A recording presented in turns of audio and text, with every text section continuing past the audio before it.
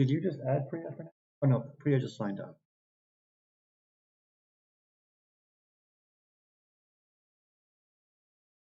Oh, did Priya just tell you like a minute ago that she's playing?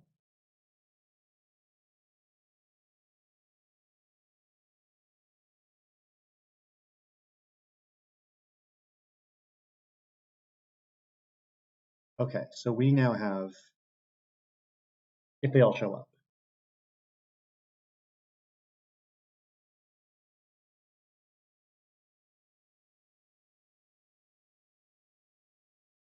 Uh, Victor is already here and Alec is already here.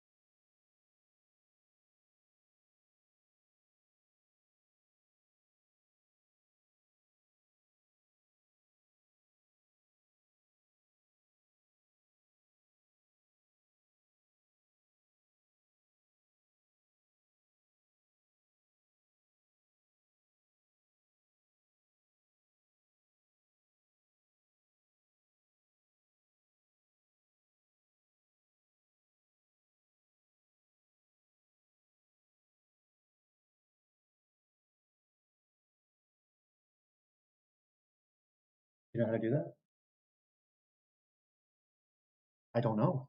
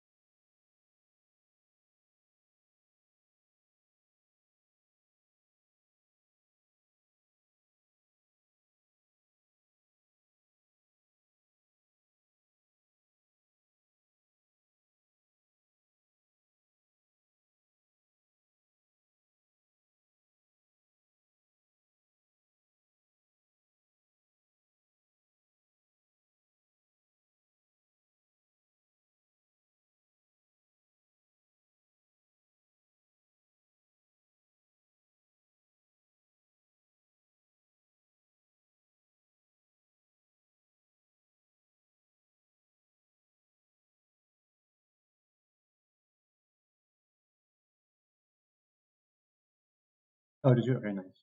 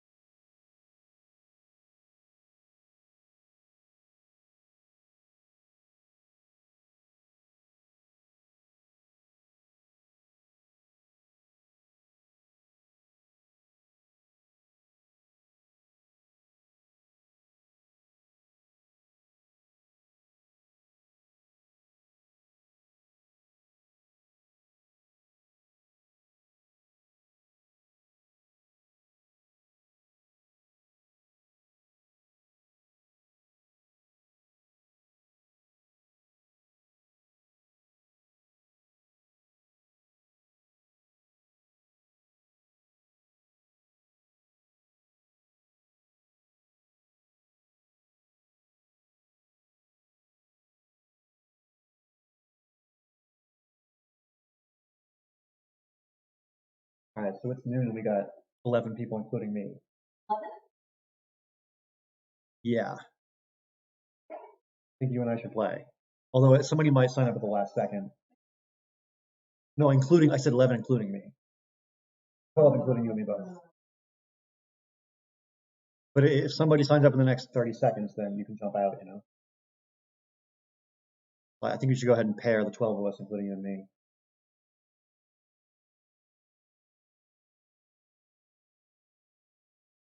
Also, I'm going to start sharing.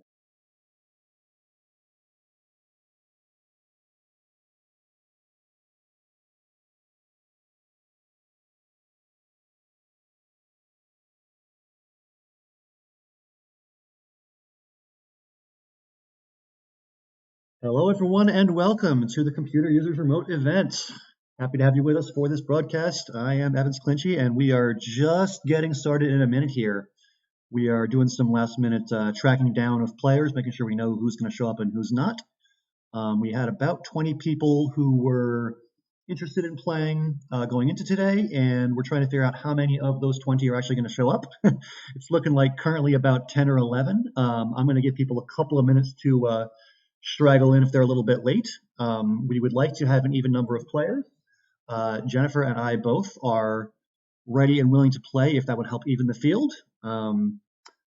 Currently, we've got, let's see, 10 people, not including the two of us. We'd probably like to have 12, nice even multiple of 4, so we can have quads in our opening pairings. But if you or if anybody else you know is interested in jumping in at the last minute and playing, please let me know like in the next 30 seconds, really, really soon, and we can go ahead and get that sorted out. But at the moment, it looks like we've got about 10 people. Yeah, 10 people, not including the two of us. And I'm just going to give a minute or two longer to see if anybody else comes trickling in. Looks like a 12-person. Okay, looks like Tara Kangrao has just signed on. I'm going to assume that she is able to play, and that means we have 11 people, not including myself or Jennifer. Go ahead and get Terry added to the list.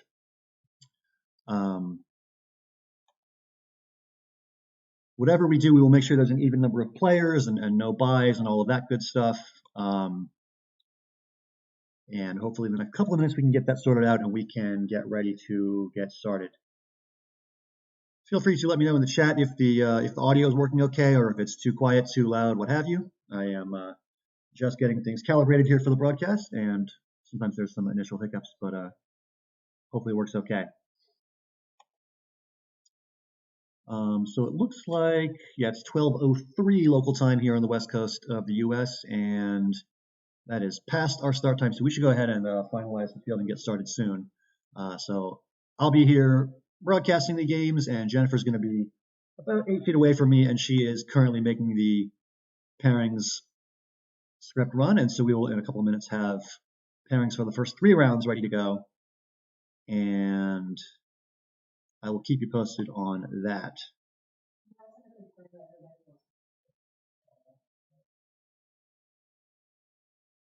Everyone who wants to play is already. What are you asking? What?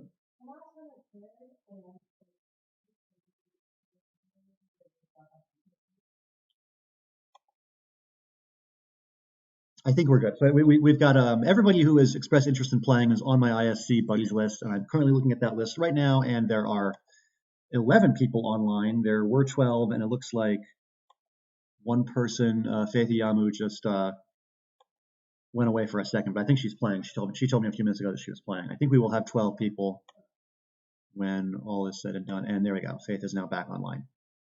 So we're going to go ahead and pair these 12 people. Looks like we're going to have 12, including myself. Oh, it looks like Yvonne says that Priya is about to check in, so we should wait for her. Okay, that's fine. We can do that. And if we do get 12 players, then I will just step out of the way and I will broadcast rather than play today, which is just fine with me. A little bit rusty at Scrabble anyway.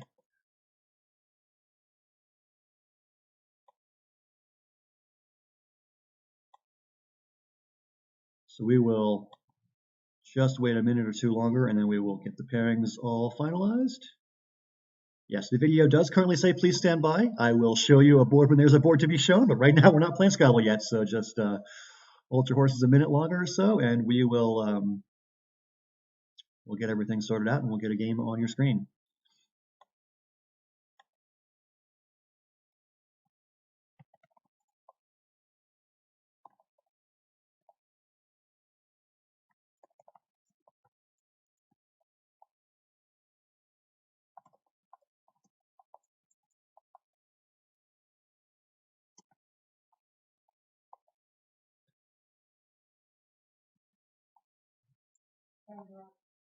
All right, just gotten word that the pairings are up, and we will go ahead and start playing in just a moment. If you are playing in the tournament and you are in the stream, then feel free to hop on over to cocoscrabble.org. I will get the link in the chat for you and get your pairings, and you may begin. I believe it's cocoscrabble.org/live coverage, live-coverage.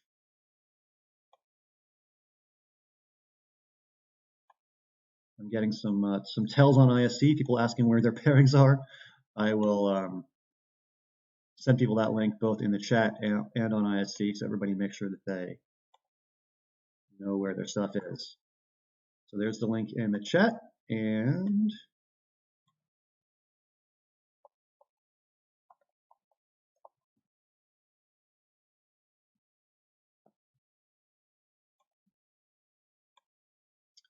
so our pairings for round one are going to be Brian Bowman versus Rose Kingdom, Priya Fernando versus Ivan Lobo, Alex Seaholm versus Arindam Basu, Victor Tung versus Mina Lee, Zachary Dang versus Terry Kang Rao, Colin Northmore versus Faith Yamu, and Janmark Neverba versus Hyven Gilmeth. Apologies to anybody whose names I mispronounced. I am sometimes not great at that kind of thing, but I am happy to take feedback on that. Let's see. Has anybody begun their games? If so, I will broadcast their games. Okay. Looks like we've got a game just getting underway, and let's just get that up on your screen. Okay. Hi, I'm Evans. I'm actually on camera this time, and I am broadcasting a game between Brian Bowman, who's on your left side of your screen, St. Monday, and on your right side is Philopig, Rose Kingdom. And I'm going to update the list of players on the right side of your screen because that is outdated. A couple of those players didn't show up, unfortunately. Let me go ahead and change that now. So these are the top 5 players by rating who are in the field today. It's Alec, Brian, Zach, Colin, and Victor. And I will definitely be kind of jumping around from game to game and kind of giving you a little bit of each one of them as well as everybody else in the field too. Yeah, apologies to anybody who isn't getting the pairings on the website right away. For some reason, the browser refreshes faster for others than for some than for others. But the pairings are up, and if you're not seeing them right away, just refresh your browser.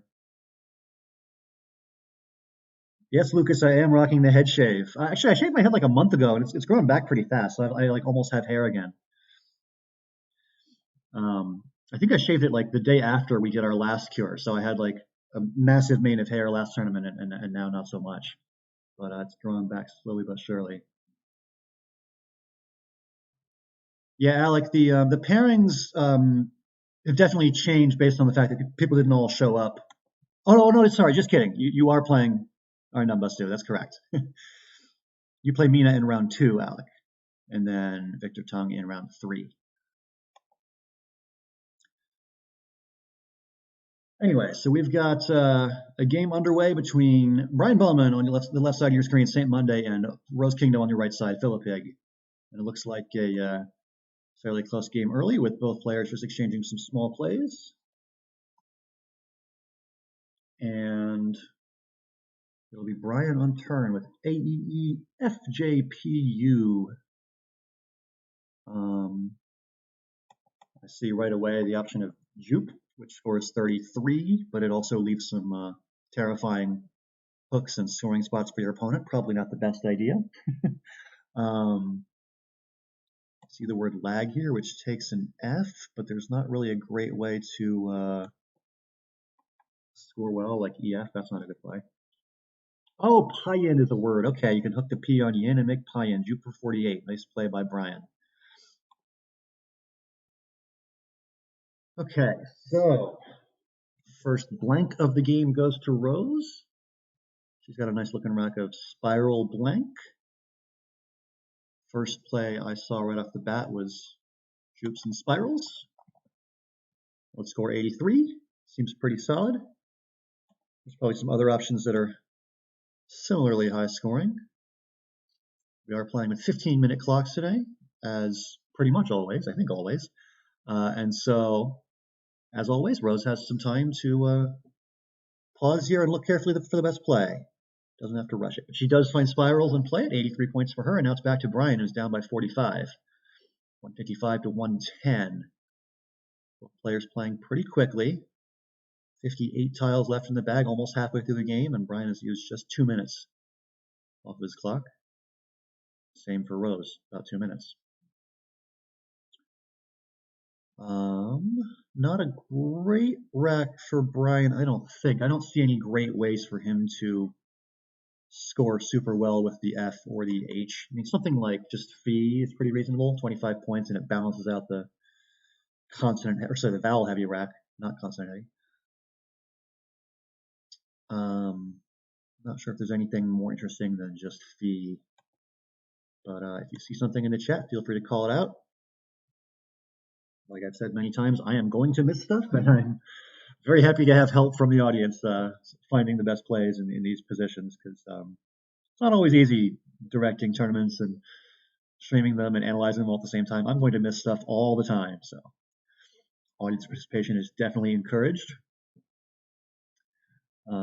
So we got a game here, 155-110. Rose with a modest lead over Brian. I'm going to just jump around a little bit, see who else is playing. It looks like all 6 games are underway. Let's take a look at Alec.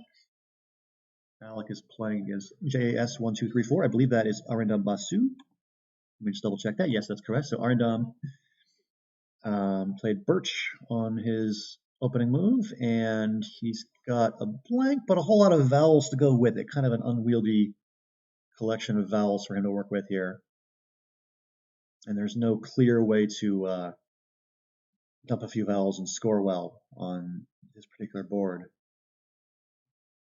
So a little bit of a tricky situation. I don't think the rack is so bad that you have to exchange necessarily, although exchanging does seem kind of reasonable.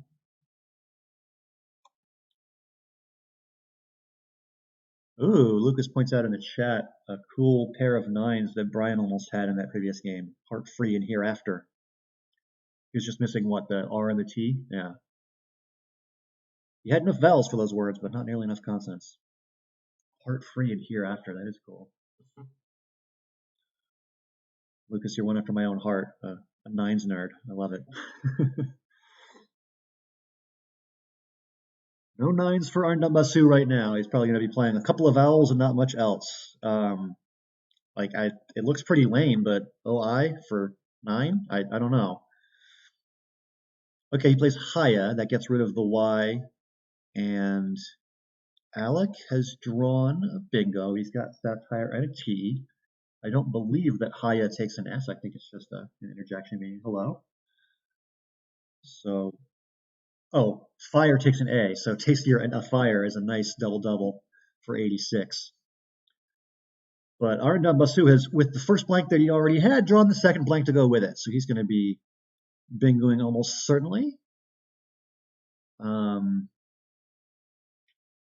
I'm not sure if he's got a double-double through the A. That's going to be a pretty vowel-heavy double-double if there is one. There's definitely things with the B. Like, I was thinking ribosome would be pretty nice here. It wouldn't open up any triples for your opponent, and it would score, decently, doubling up the 8-letter word through the B. I wonder if there's any kind of overlappy type play above tastier. That's tricky though. Oh, aerofoil. WTF in the chat finding that there is a 5 barrel 8 through that A. Nicely spotted there. So aerofoil is yeah, not a double double. It's probably better to just play something through the B like ribosome because it's similar scoring and not going to give back any big triples for your opponent.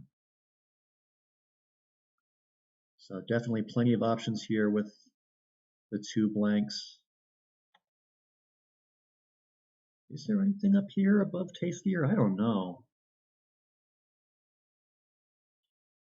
Oh, there you go, Gouries. Okay, so that's going to score 65 and does have the drawback of opening up the triple through the S. I mean, that's a pretty easy letter for Alec to use here. He's not going to bingo or anything, but something like Flask for 33 is going to score nicely and take out that spot.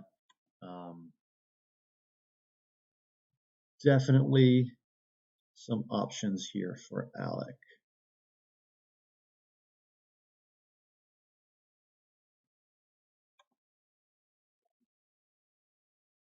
Steakful. I enjoy having dinners that are steakful. I like it.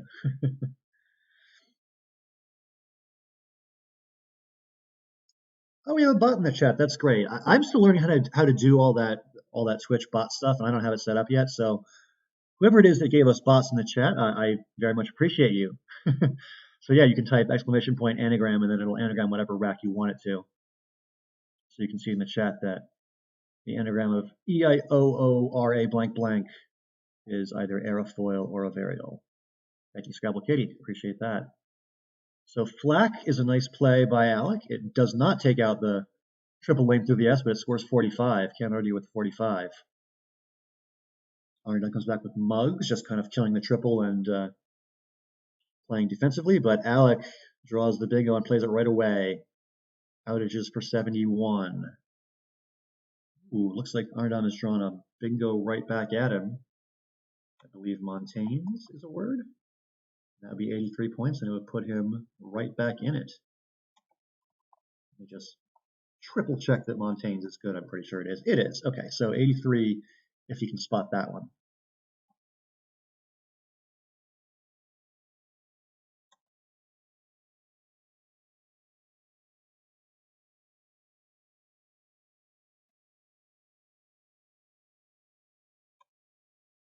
While we're waiting, we can just kind of jump around and see who else is playing. Let's take a look at Toki on your left is Terry Kang Rao, and Zhang 2494 on your right is Zachary Dang. Looks like a pretty close game between Terry and Zach so far. Terry up by 21. Mid-game, 53 tiles left. A little bit of a difficult rack for Terry here in the sense that she's got 1 or 2 vowels too many, and it looks like not any super great spots to use them. Okay, she plays Realia, just dumping as many vowels as possible and scoring 23. That's not bad. And now it's over to Zach, who's also in a tricky situation. He's got the Q, and it looks like there's not a great way to use it on this board. Does have the blank and otherwise decent tiles, though. He's going to opt to just hold on to the Q for later. He plays Bro, so his leave is what? LNQ blank? Could work out if you draw the right thing with it. All right, so Terry's up by 22 points, 179, 157. And she's got the Z.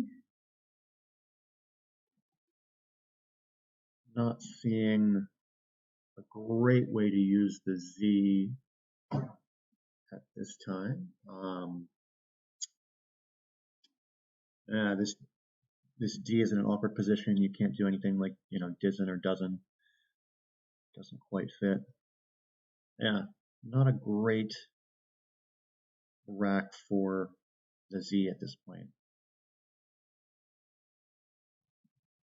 Yeah, tough spot for Terry. She's got a Z that she can't use very well and a lot of vowels that are just not super useful. That's tricky.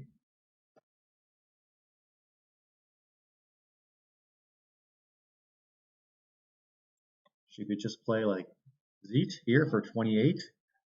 That doesn't seem that good, but I'm just not Seeing what's better. She has Ionize. She could do. You can't do Ionize here. That's insanity. Maybe do Ionize here. Doesn't get back anything quite as crazy and scores 36. Seeing a suggestion of Zo. Yeah, that's definitely an option. So Ionize was 36. Zo is 39. Maybe a worse leave. You don't really love keeping the two eyes there. I don't know. I think both are reasonable options. The leave with Zo is interesting on this board because you do have this open G, and like there is a chance of like an ing word if you draw the right two consonants to go with this leave. It's not super likely to work, but it's possible. All right, Terry chooses Tosing. That's 36 and keeps what, EI? That could work out. Oh, but she gives Zach a great spot for his Q. He can just play QI and he does so right away. 50 points and almost lead. Yeah, he was down by quite a bit before, and now he's within 8 points, 250 to 207. Terry playing through those vowels, plays Podia for 27. And now it looks like Zach's going to have a bingo. I'm not seeing a bingo that scores super well. Oh, yes, I am. If he can find riffling, which triples the F, that's 90. Yeah, that looks like the play. Not too often you get to see a double F bingo, but I think that's the best choice here because it triples that F, maximizing your score.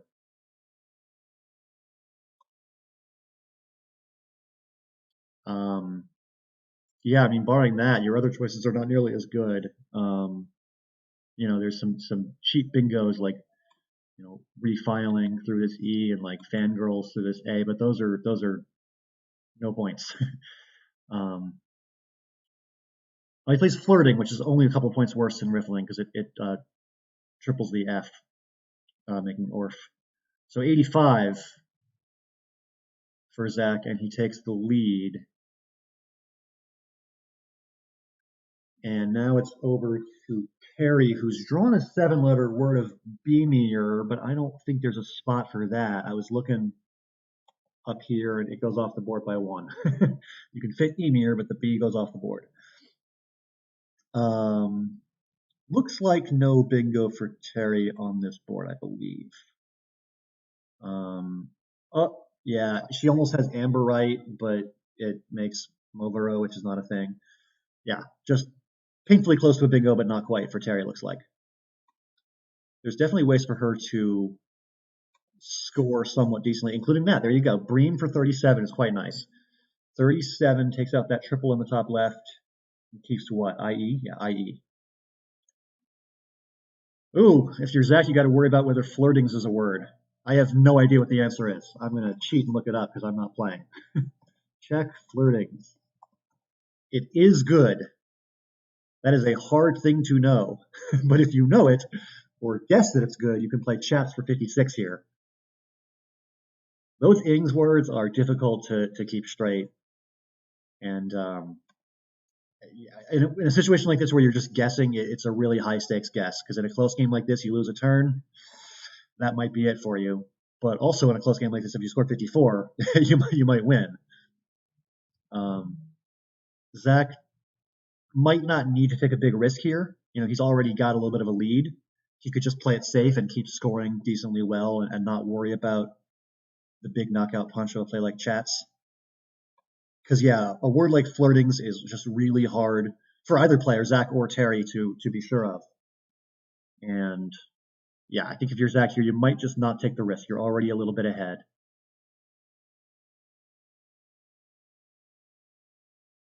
Oh yeah, WTF points out in the chat that if you're going to play there, you should play Chals and not Chats. But that's a minor point. I think the bigger problem here is it's just hard to be sure of flirtings.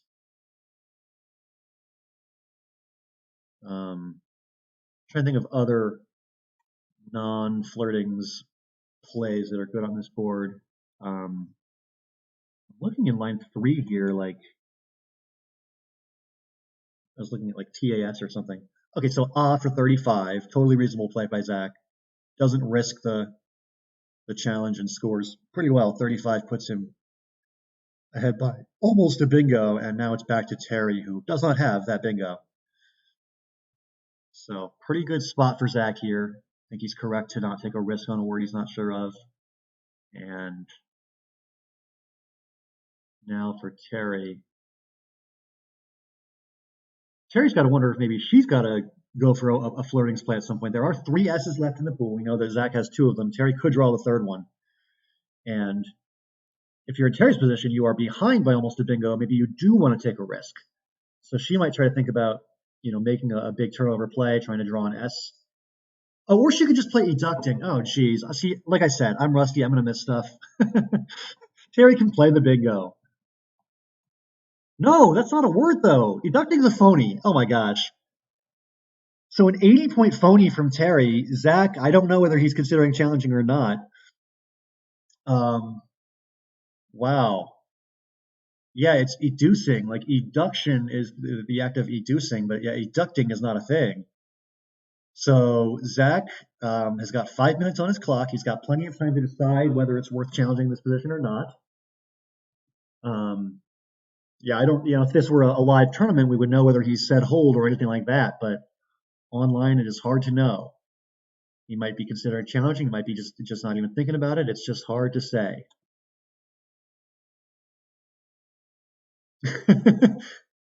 Play Schultz and Fastbag. Okay, there you go, Lucas. I like that. Unfortunately, there is no fastbagging in ISC. Did he redraw the same letters? Oh my God, he did, didn't he? He played AH and he drew AH. That's bizarre. Either that or ISC is glitching on us, which is, entirely possible. But yeah, it looks like Zach played off two tiles and drew those exact same two tiles. Wow, so Zach has let the phony go. He plays teach for 30 through the phony of educting. So now we got a very close game.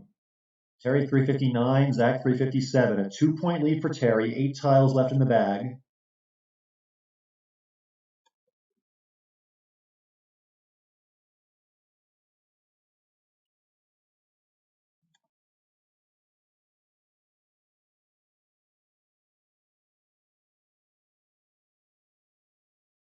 So Terry's got another one of those difficult vowel heavy racks to work with. There might be a way to score decently though. I was looking at rioted. That's 31. Oh, I'm getting a chat from Victor that he misspelled his opponent's name on the result slip. I will tell him, don't worry, we'll fix it.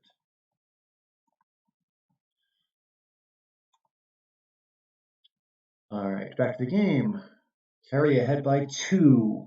Trying to play through these vowels. I think that rioted is probably her best play. 31 is tough to beat on this board. It's an interesting situation because Zach could have a bingo, but it's not the most likely thing. I mean, it's a pretty awkward pool of unseen tiles. There's 8 tiles left in the bag, which means 15 total unseen to Terry. And of those 15, 11 are consonants, 4 are vowels, and they're not even good vowels. There's no E's. An interesting thought exercise to do sometimes is to go through all your score sheets from a tournament and look at how many bingos you play that have no E's and no blanks in them. It's like almost none. So it's really hard to do. And there are no E's and no blanks for Zach to draw left in this game. So it's going to be tough for him to bingo here. It's especially tough when you have that rack. You've got no vowels at all. Zach plays Yunks, which kind of blocks things up and scores pretty well, 30 points.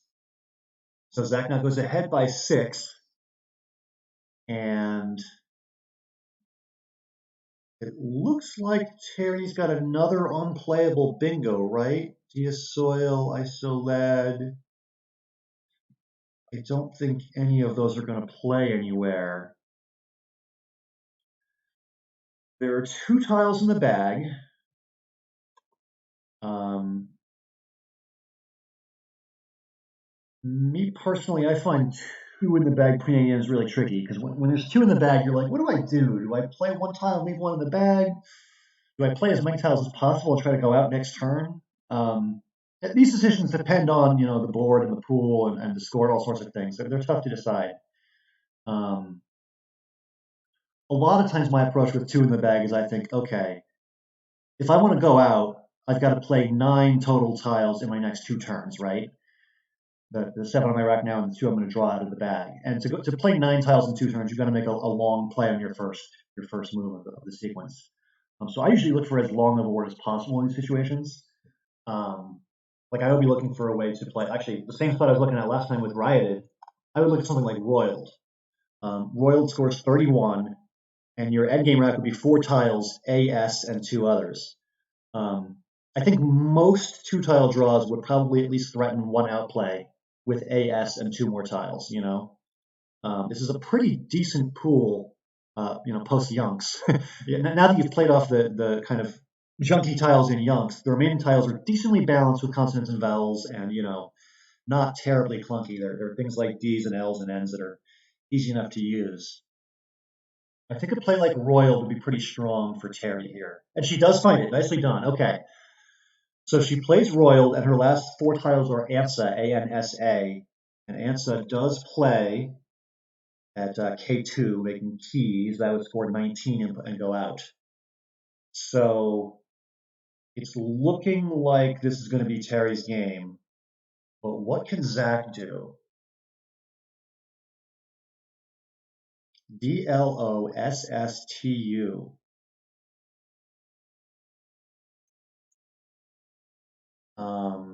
Lucas says the 6 for Orfs. Is there a 6-letter word on Zach's rack? I am not seeing something, but I am slow at this. Let's cheat and use the computer. Wow, there are no 6s in that rack. There was a bunch of 5s, Dults and Dusts and Louts and Lotus.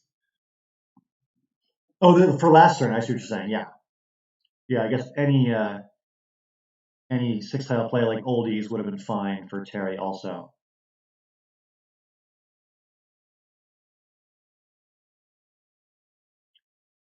So it looks like it's going to be tough for Zach to keep Terry from winning this one. There are 2 spots to go out because there's also Anna's in the top right making Orfs, which doesn't score great, but it's still going to be enough. It looks like Terry's going to win this one.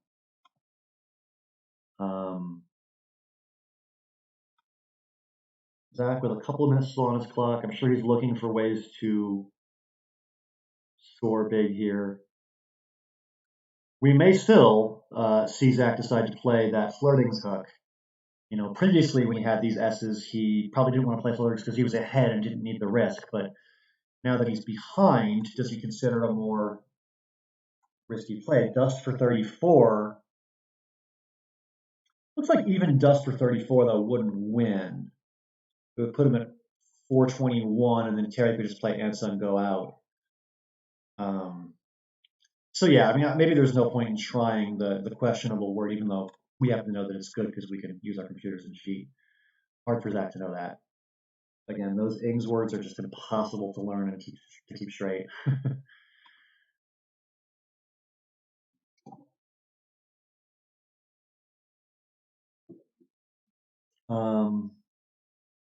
Just over a minute now on Zach's clock, 1:05 and counting down. So difficult position for Zach, but definitely want to take your time and look for every possible scoring spot you can look for. Make sure you're not missing anything.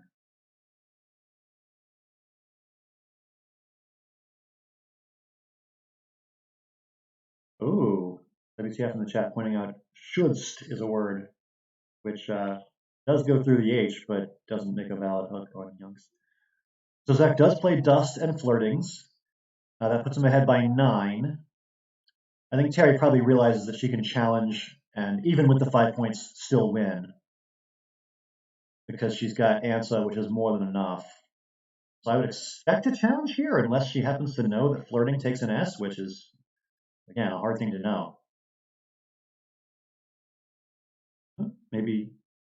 Oh, she's just going to play Ansa, which is fine. That wins. So Terry plays Ansa for 19, and I think Zach just needs to pass, and that'll be that. Let me take a look at what results we've gotten in so far. Looks like Victor Tung had a win over Mina Lee, 429-401 in the first round. Brian Bowman had a win over Rose Kingdom, 385-350. Yvonne Lobo won against Priya Fernando. That was 400-381. Alec Sihon with a win over Arindam Basu. Score there was 485-362. And Faith Iyamu with a win over Colin Northmore by a score of 405-353. And so we are just getting in all of the results from round one. The last game just wrapped up between Terry and Zach, as we just witnessed. So we're going to have all 6 games completed from round one, and round two can get underway in just a moment. Looks like it is already happening. I'm going to put on a game here between Arindam and Victor. I'm also going to update the standings on your screen so that we know who's doing well. Sorry about the current standings on your screen that just say 0 and 0. Those are not up to date. I will fix them as we speak. Or realistically, as I don't speak very much, because it's hard to do standings and talk at the same time, but you know what I mean. So we're looking at round two right now. The pairings for round two are Brian versus Yvonne, Priya versus Rose, Alec versus Mina, Victor versus Arindam, Zach versus Faith, Colin versus Priya, and it looks like there's a glitch in the pairings we have online. It looks like it's got one round too many in round two, including a player who wasn't signed up. Oh, just kidding. Now it went away. I refreshed and it's gone. Yeah, so Zach versus Faith and Colin versus Terry. Those are the last 2 pairings I was saying for round two. Basically, the way this tournament is going to work is it's 7 games in total. We're going to play the first 3, then have a quick break for pairings of rounds 4, 5, and 6 based on the previous standings, and then a quick break after round 6, and we'll pair the final game by King of the Hill. So 7 games in total, a King of the Hill final round to determine the champion, and then we'll call it a day.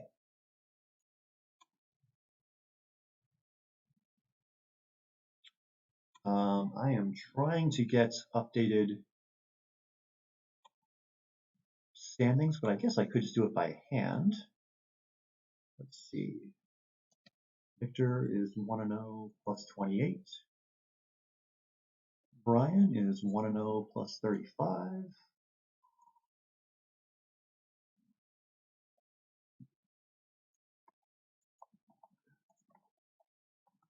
Yvonne is 1-0 plus 19. Alec is 1-0 plus some number that I can't calculate in my head, 123.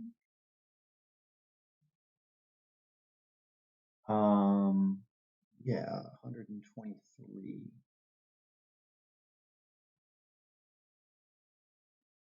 And then Faith had a win over Colin, 405-353.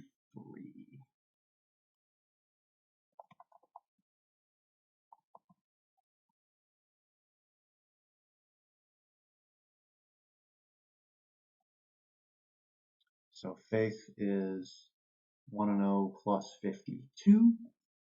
And Zach lost to Terry by a final score of 437-421. So that means that Terry is 1-0 plus 16. Okay, so I'm going to update these standings by hand because we're just getting our script fixed in just a moment.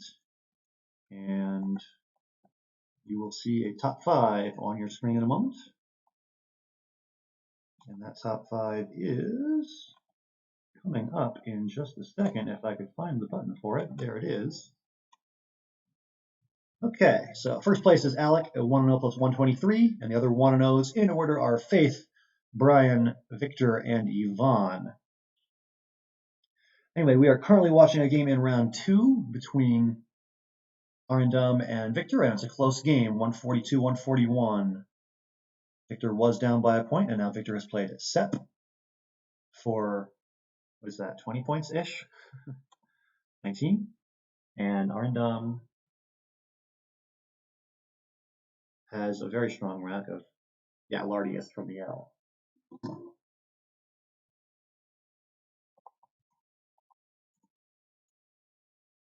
Oops, sorry.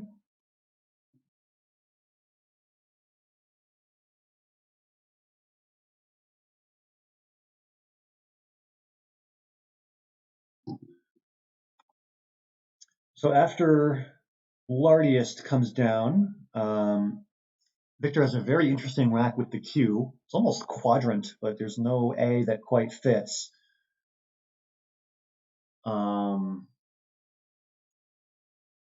There's definitely ways to use the Q for a decent score, though. Something like Katra for 32. Sorry, my pronunciation is terrible. Haven't taken French in many years. Yeah, so that's an option. It's a really interesting rack, though. It's one of those racks where the Q's got a lot of potential for you.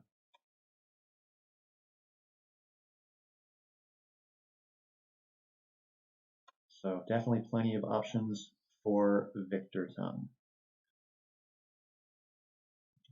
Victor in his first game had a win over Mina, 429 to 401. So he's 1-0, and thank you, Scuttle Katie, for the pronunciation help. I will definitely take a look at that later.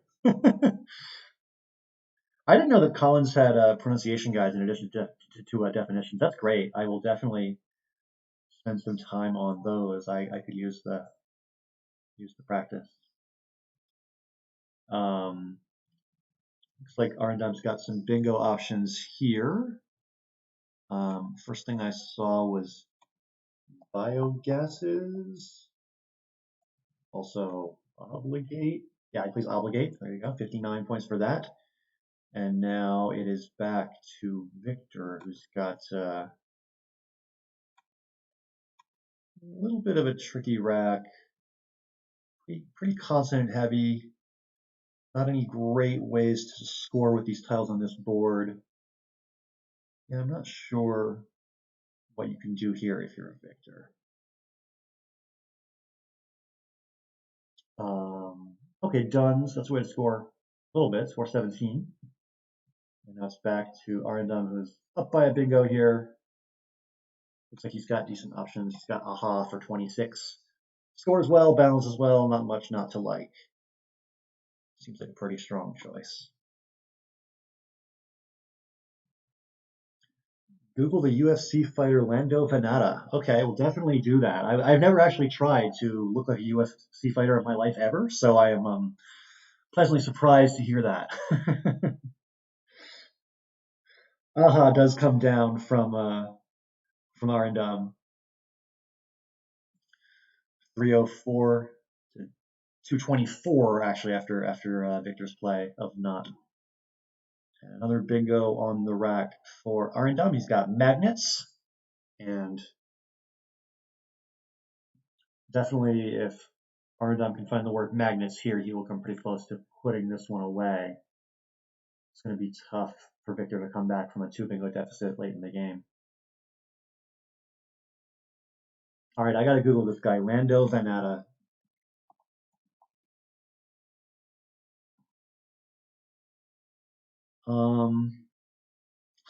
Maybe. I don't know.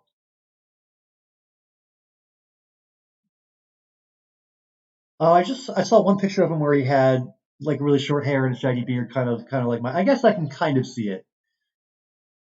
I don't know. Never thought I'd be told that I look like a UFC fighter, but life's full of surprises, huh?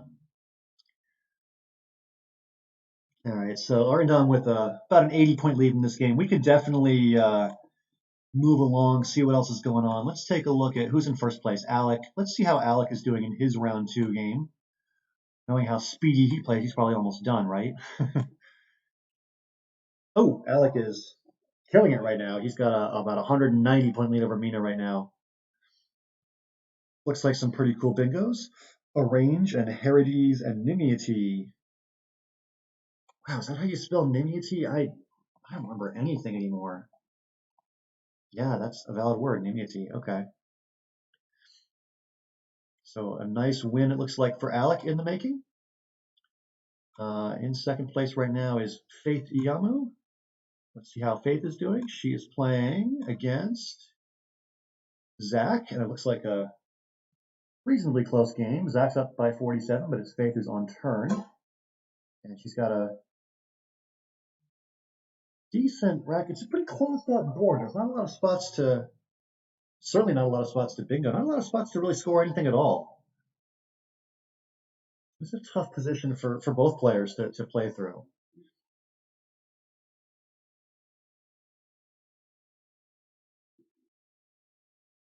Looks like we saw an opening play of Jurgas with the S from Zach.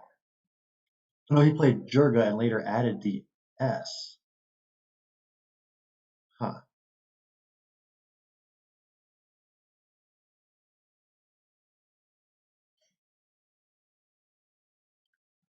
It looks like there was boy above Jurga and he played just the S. Jurgas and boys for 8 for 23. So anyway, yeah, Zach, just on the strength of his opening play of Jurga, has a little bit of a lead here. But if you're Faith, you want to find ways to maybe pry the board open a little bit, give yourself a chance to get a big play down in the next couple of turns. But it's not an easy board to open, and you also don't want to just get pounced on by a big play from your opponent right away. It's just a tricky situation. All right, so EME is definitely a pry the board open kind of play, but I'm not sure if it's going to pay off well for Faith. I see definite ways that Zach can respond. Maybe just FE, keeping a really strong lead with EINST.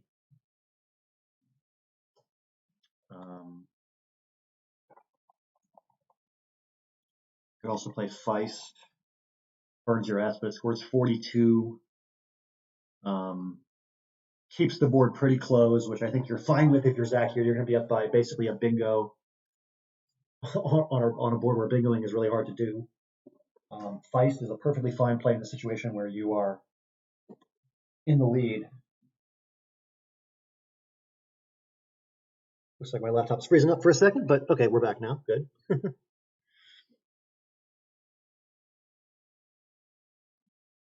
So, Sift, very nice. All right, so Zach finds a way to score 39, keep the board fairly closed, and keep EEN. Okay, another play by Faith to just open the board a little bit. Hove takes a lot of hooks. Hovia, Hove, and I think Hoven may even be good. So definitely a good board opening play. Hover, yeah, there's a lot of hooks for this word. So if you're Zach, you've got another area of the board to worry about now.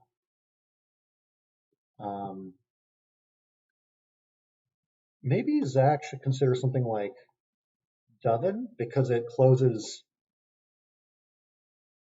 a lot of things. It closes, anything hooking Hove, and it also closes possibility of bingos from the tee.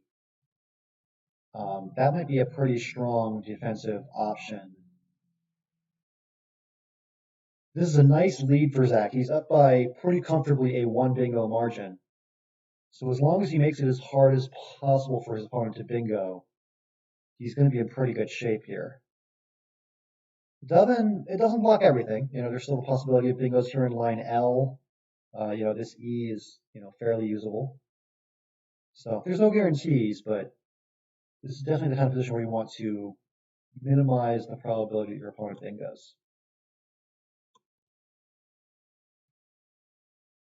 Let's see, are there other options like that? Let's see here. Let's take back up and let's look at what else there is. I'm looking through this E. It looks like the best play positionally here is something that either hooks onto Hove or plays through the E and Hove, I think. And yeah, I think I like Devon a lot.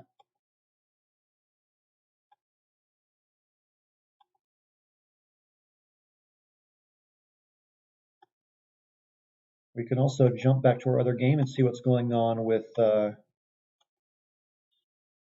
we can also take a look at what's going on with Brian and Yvonne.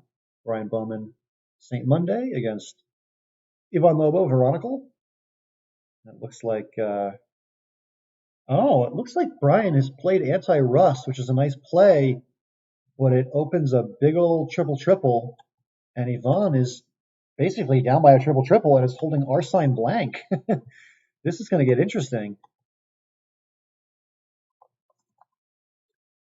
So what can she play with A-A-E-I-N-R-S blank with the A in third position? Oh, she plays Anti-Sarah. I bet you there was something. Oh yeah, C-Train. That's what the play would have been. Or yeah, Acarines. Yeah. So definitely there were options there for Yvonne, but she decides to go with Anti-Sarah, and that's going to be a lucky break for Brian, who's going to be able to hold on and win this one most likely. So the game I was trying to check on when I stopped at Brian's game on the way by accident was the game with Victor and Arindam.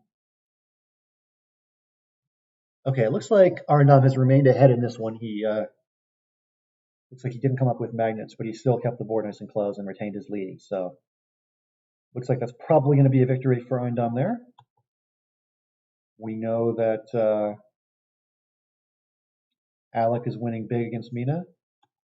And we can take another look at Faith. I'm already forgetting who Faith was playing, but I can check on that again. Oh, this okay. The game against Zach. Okay, so Zach goes with Vinay instead of Devon. Similar concept, right? You're trying to block things through the. Actually, it might even be a better blocking play than Devon was, because there's no way to play through the E anymore.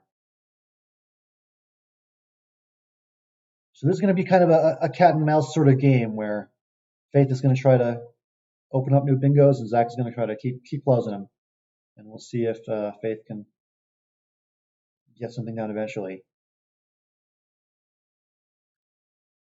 It's always tricky when you open a bingo in the 13th row of the board, because then if you get to bingo in the 14th row, you're going to give your opponent counterplay in the 15th row to the triple. So these are often difficult boards to gain an edge on the scoreboard in, because often you're going to give your opponent some pretty big comebacks from your bingo.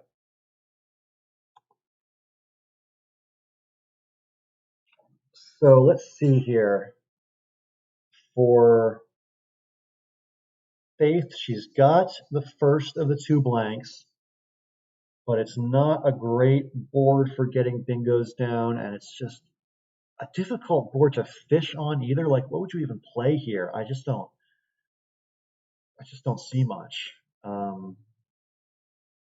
It would be ideal if you could open a new spot to bingo somewhere. I'm just not sure where that would be. Yeah, this is rough. The best play here is to go back in time a few moves and not leave the board so closed up.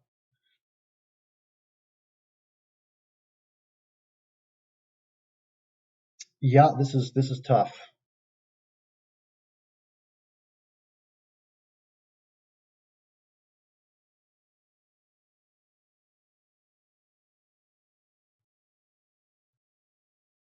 You can play Vug.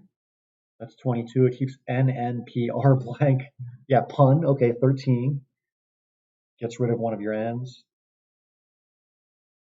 So for Zach, you're in absolutely no rush to open the board. You can leave it closed and just hold on to your lead. I think that the game plan here, if you're Zach, is just to score as well as you can without opening stuff. And Uva, 22 points, very nice. Scores well, leaves the board pretty closed. It does open S hooking bingos. You can now play from M3 if you have a bingo ending in S, but Faith does not have that. I didn't catch what her rack was because she played so quickly. She played N, just the N for 4 points. So yeah, Faith might have a chance of drawing a bingo ending in S because she does have that blank. If anybody caught what her rack was, but she played so quickly I just didn't see it. Let me know in the chat. But we know that she had what GR blank and some other stuff. Yeah, definitely a chance of a bingo from M3 at some point for one of these two players. Whoever can draw an S ending 7 first will get that spot.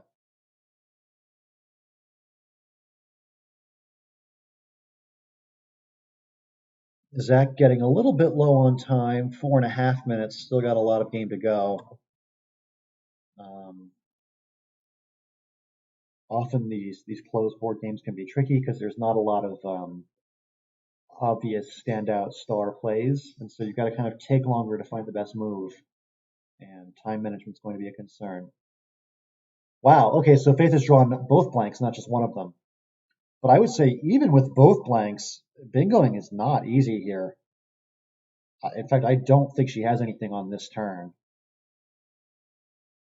You definitely can fish off a consonant or two now and go for a bingo on the following turn. I think something like org is totally reasonable.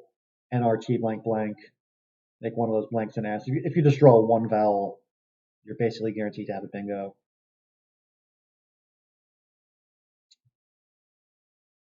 She plays Ort, similar idea. Yeah, just getting rid of two consonants and going for a bingo next turn. So she kept GNR blank blank. Is that right? That's pretty good. Probably going to have something.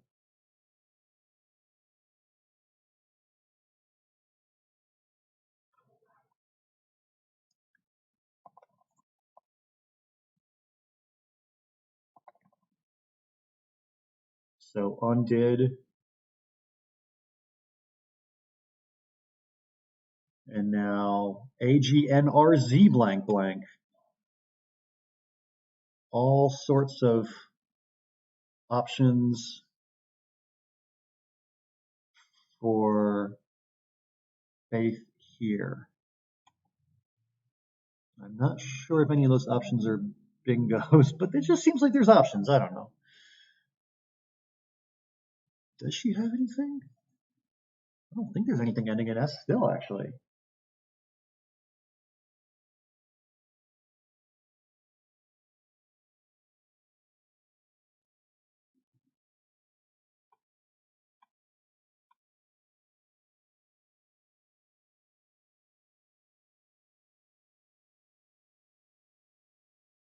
Organza and Lava, says Josh. Okay, that's one option. Zygon. Zygon is a word. Okay, so you can burn one of your blanks because it's worth it to score 50. Yeah, that's definitely one option. I've been talking about the importance of prying this board open, and Zygon does that, although not in the most convenient way for you. I mean, you're giving your opponent first crack at the easy, 42-point kind of play. But, maybe there's a chance that you play Zygon, you open the board with your opponent playing here at A1 or over here to A8, and then you get a bingo, underneath A8 or coming down from A1. Like maybe you can get a bingo one or two turns later after playing Zygon to open the board. You got to take some kind of chance like that. You are down by 83. Josh says Bonsai. Oh, is that an option? I guess so. That would score 69. So you're going to burn both blanks, and you're going to be down by a little bit still on a board that's just tough to come back on. I mean, I guess you could still draw an S and bingo in that loves lane eventually. I don't know.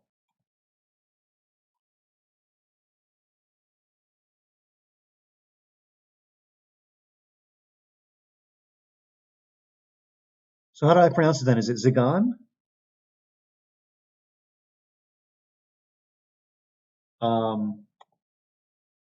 In any event, Zygon, Zigan, however you pronounce it, I think that's probably a good play. I think that's the right kind of play here to open things up and still keep some powerful stuff on your rack for later. So you'd score 50. You'd be down by what, 37? Realistically, you're down by 80 again after your opponent plays from the Z. And then you try and bingo for 80-ish and tie the game. I mean, I can see a scenario where 2 turns from now you're in a close game after Zigan or however you pronounce it.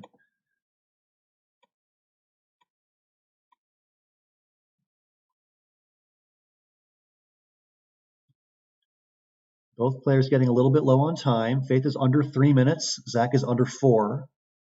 And this, could be headed for a close endgame if Faith plays her cards right, or her tiles right, as it were. Jeremy, I know you have pie. I get it, okay? You don't have to rub it in. I've had delicious food too. I had eggs Benedict this morning. You don't hear me bragging about it. Actually, you do, but whatever.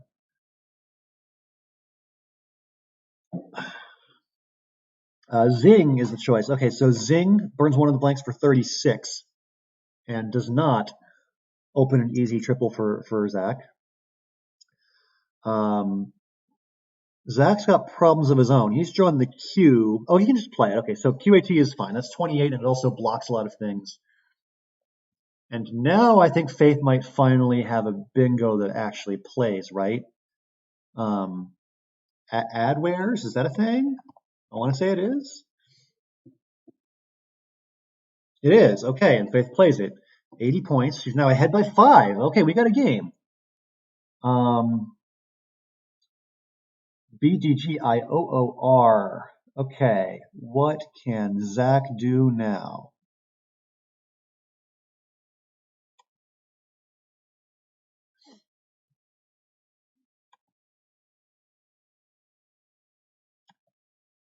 Jeremy, I think I learned this word years ago when you played it on me. You played droob. That looks like a pretty attractive option here for Zach. Not the easiest word to know or to see, but if he can know it and see it, that'd be pretty sweet.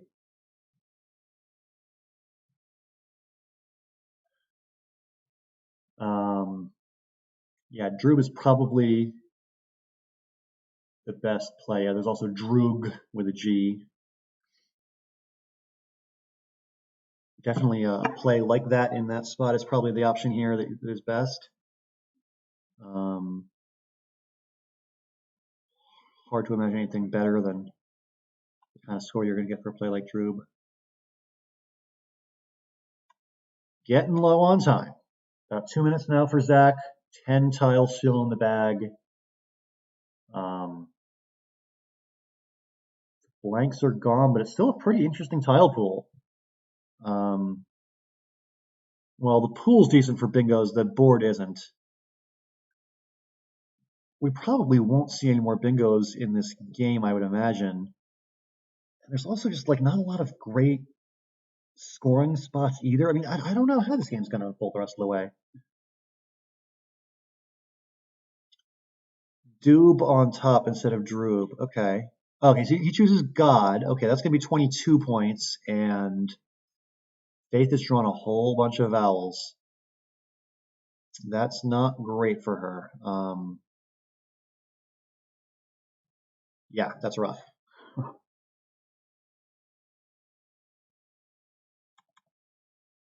I'm looking at like, just play is for 27. That's not super fun.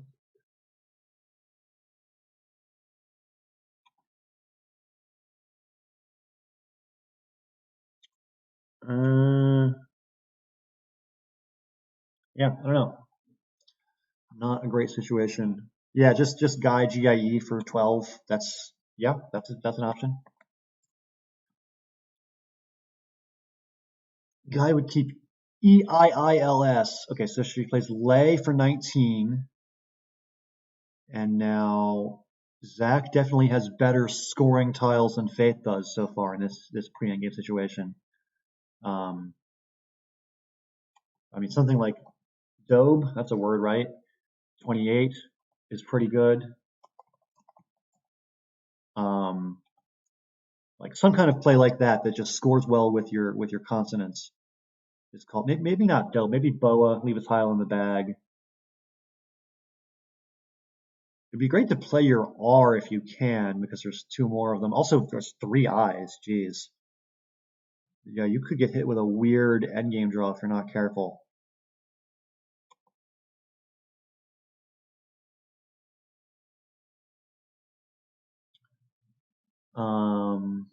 Yeah, you'd love to make a play that kind of guards against weird draw. Oh, he just chooses dope. Okay, that's pretty reasonable.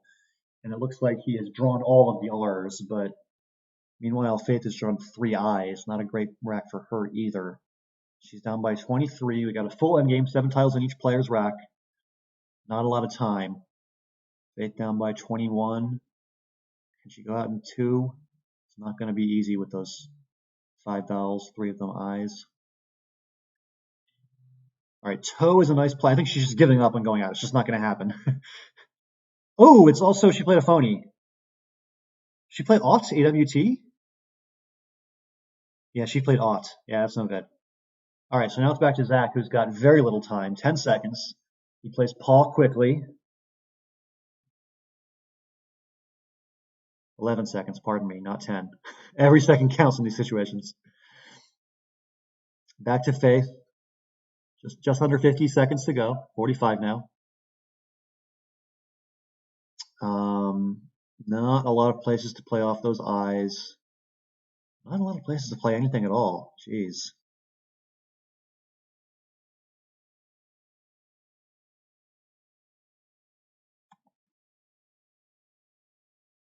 Seeing somebody pointing out Nisei in the chat. Oh, that's very nice.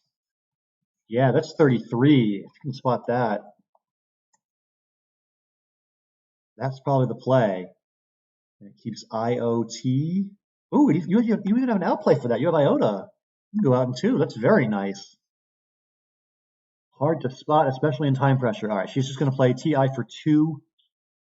And Zach plays back really quickly. And Faith's going to go over. Remember, this is ISC rules, so if you go more than a minute over, you lose the game. So Faith with now about 50 seconds before she loses automatically. Yeah, Nisei would have been a great choice, but just with no time left, hard to find. Me too, Jeremy, me too. I'm glad I'm not stressing over this either.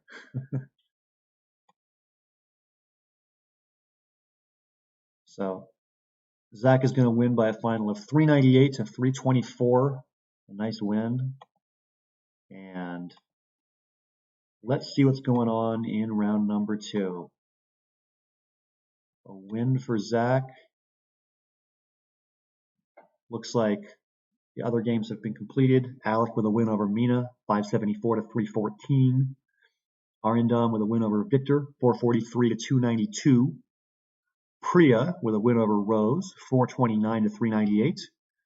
Terry with a win over Colin, 489 to 399.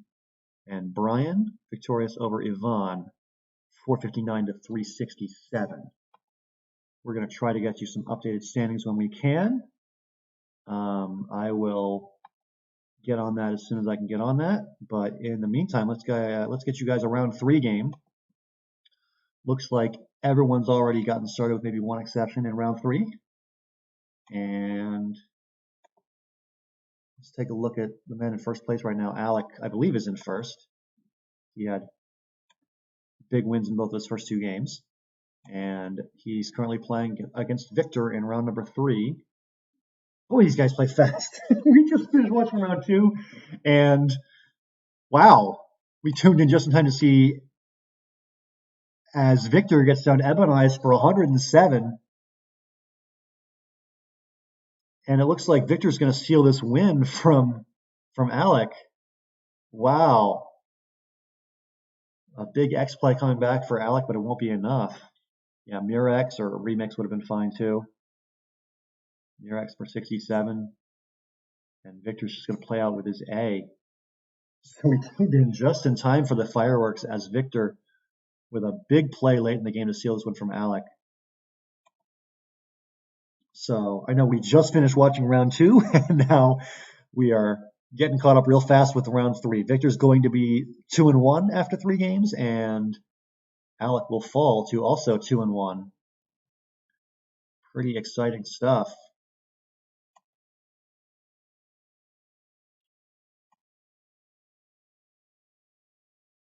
So the final score here is Victor 450 and Alec 428, a 22-point loss for Alec, who was in first at 2-0 plus 383.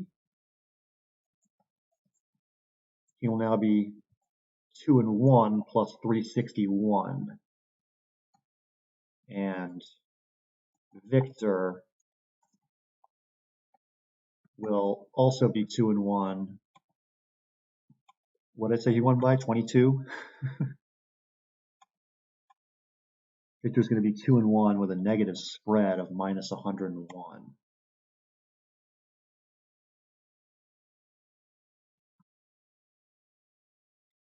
Let's go ahead and get some scores updated for you guys. Brian Bowman is going to be 2-0 plus 127. Terry Kangrao is also 2-0. She's going to have a spread of 106. And Zach is going to be next in the standings based on spread. He's 1-1, but his spread is positive, is plus 58.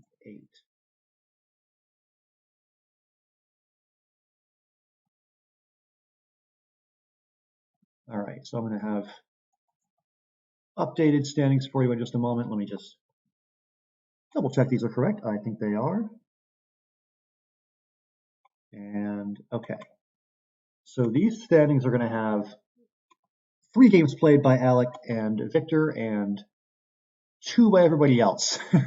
Those guys finished their game really fast. Let's take a look at who else is playing their round 3 games. Still looks like Mr. Bowman here. St. Monday is doing well against Priya Fernando. So Brian is likely headed for 3-0 if he can hold on to this one.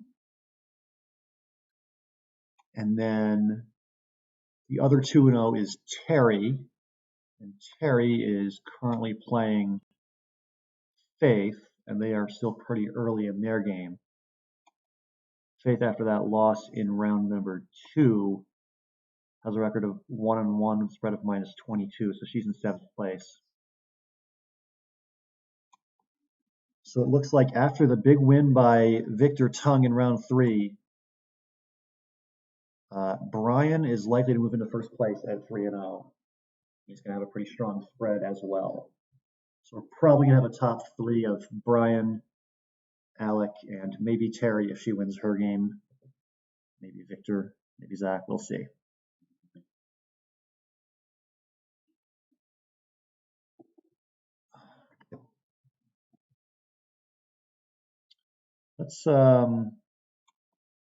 Let's stick with this one for a while between Faith and Terry, because Brian is pretty likely to win his game, and this is another pivotal one for the standings, as Terry could go to 3-0 if she wins. We shall see. So Terry down by a little bit early, 114 to 75. She's got some interesting stuff, to say the least. DGI PQSZ, 3 power tiles there. Yep, play QIS for 35, totally reasonable. Get rid of your Q and score pretty nicely with it. So Terry makes this a close game, 114 to 110.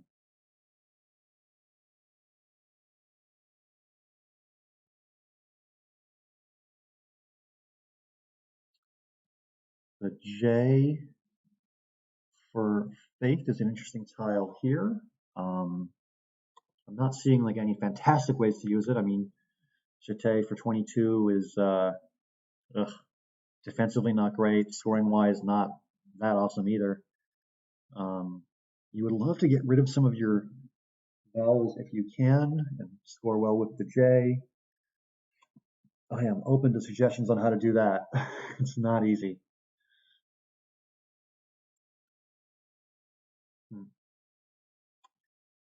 position like this just makes you want to say meh.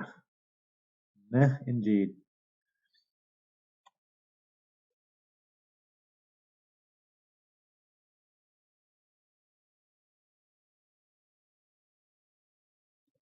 So still a long way to go in this tournament. This is a 7-game one-day event. We are still in round 3. Looks like your early leaders right now are Alec, Brian, and Terry. Brian likely to win his game and go to 3-0. He'll probably be in first place. Alex says Jibe and Icon. Yes, that is a play that is totally reasonable, and I did not see it. Con takes an I. Good job. Jibe for 32. Yeah, that seems like a pretty strong option. All right, B for 13. That's a strange choice. I guess it sets up the J. That's the idea. Still not sure if I would have chosen that. That's yeah, giving your opponent lots of hooks like that one. Beep and Zep is the kind of play you should expect to happen there. It does give you the J hook, but only scores. Oh, and now Faith doesn't take the J hook. She plays JAI for 32 instead. So a strange sequence of events there. It looks like that's going to be pretty advantageous for Terry because she can now play something, maybe Femme, in this spot.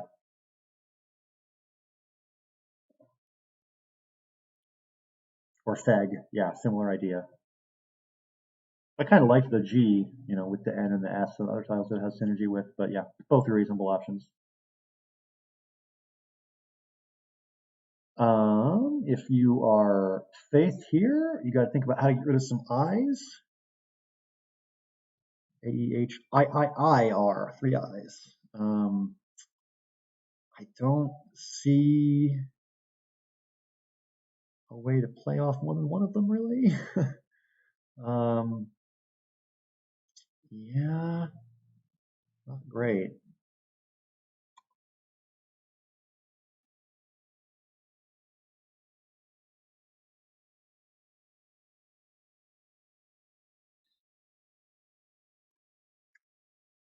Huh. Yeah, this is tricky. So CH, 14-point play. And now we got a pretty difficult board. Close game, though, 180 to 173.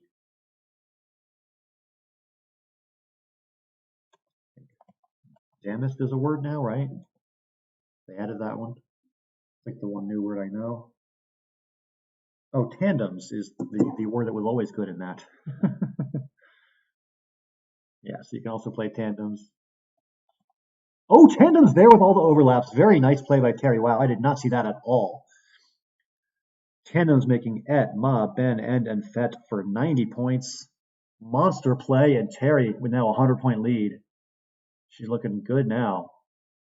Boy, that's a huge swing in the game because now look at this position if you're Faith. I mean, you'd love to get down to bingo, but not a great board, not a great rack for you either. Jeez.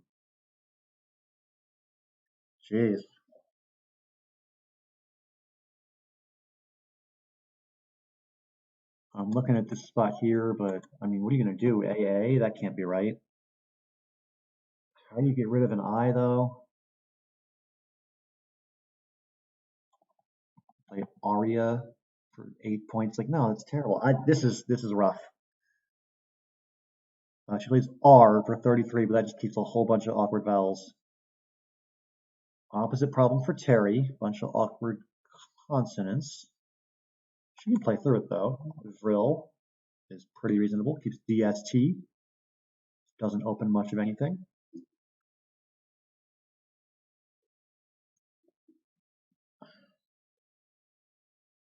$64-point lead for Terry. Pretty solid advantage on a board like this. When the board is closed, it is harder for your opponent to come back.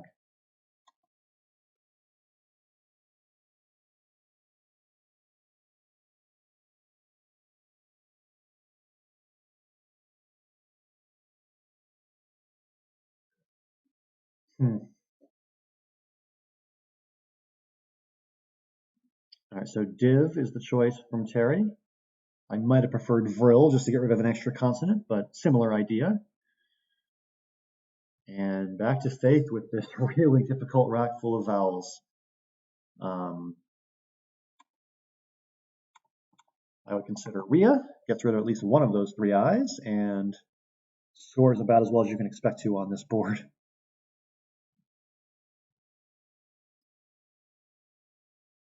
Um, I mean, I was looking at like just OI, but that's pretty weak. I can't imagine that being the best play. Yeah. Gotta dump vowels, gotta keep scoring. All right, so Rhea is the choice for Faith. I like it. And for Terry, just keep scoring. Don't open the board. You should be fine here. Um, what's a good way to score here that doesn't open stuff up?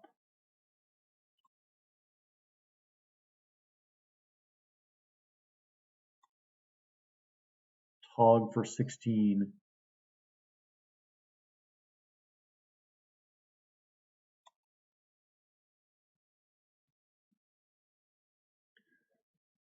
I'm sensing a wee bit of sarcasm in the chat about the sleek and modern interface of this site. I am well aware that there is another site we could potentially use for Scrabble tournaments that is perhaps a little bit more sleek and modern, and believe me, we are in talks about doing such things. Some of us like ISC. We have a sentimental attachment to ISC. We've been playing it for years, I don't know who this Dacron BB person is in the chat, but he needs to be banned immediately.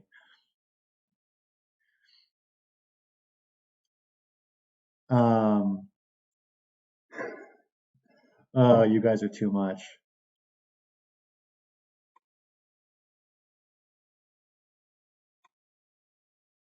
Um, I see Brian is in the chat. Brian must have finished his game already. It looks like Brian won big. All right, 499, 391. Okay, I can go ahead and update the standings accordingly. So Brian is now 108 spread points higher than he was. That means he is plus 235, and he is 3-0. Let's go ahead and update that.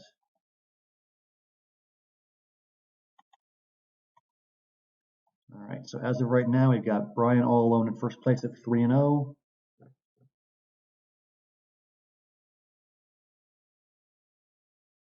I guess I should change the order of those, huh? Let's put Terry second since she's undefeated.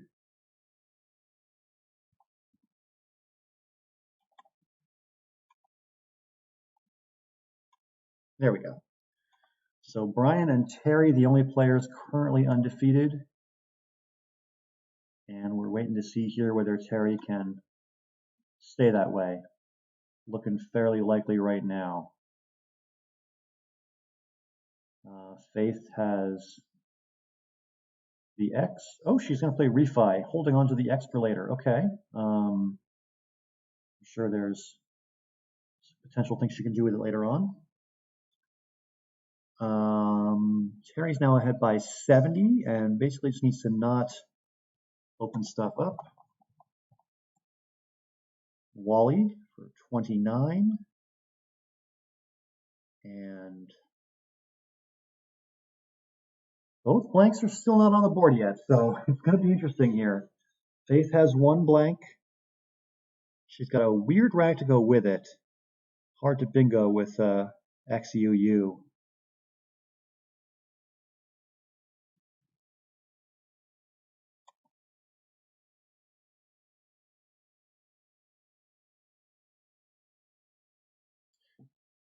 Yeah, Brian, we did tune in just in time to see the opening of the triple triple, and we saw that you caught a little bit of a lucky break there in that the triple triple was not cashed in the way it could have been. Hard to pass up the bingo, right? Like, what's the alternative to anti-rust there? Like, what are you supposed to do? I don't know.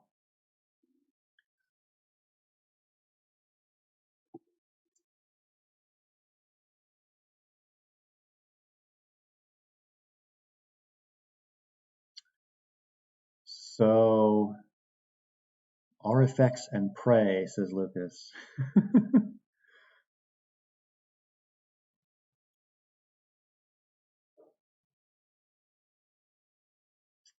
What can you actually play? Okay, X-ray. Okay, that's a thing you can do. And Terry has the other blank, and she's got a more bingo prone rack to go with it than Faith does. I see dinosaur right away. There's probably other stuff too.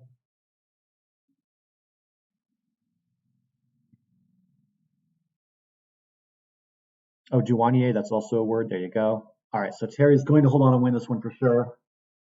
And Terry's going to be 3-0. Brian is also 3-0. And then the other player on our top five here we should keep an eye on is Zach. Looks like Zach is still playing. Let's go check on him. Zach is playing Colin, and he's currently got the lead. Okay, he's up by a good sized bingo. And board looks fairly closed. It's Colin on turn with 77-point deficit. Blanks are already gone. 11 tiles in the bag, fairly balanced the consonants and vowels. He plays off the J and scores, what is that, 31. You do still have to worry about getting, bingoed out on or something if you're Zach, but looks like a pretty winning position for him.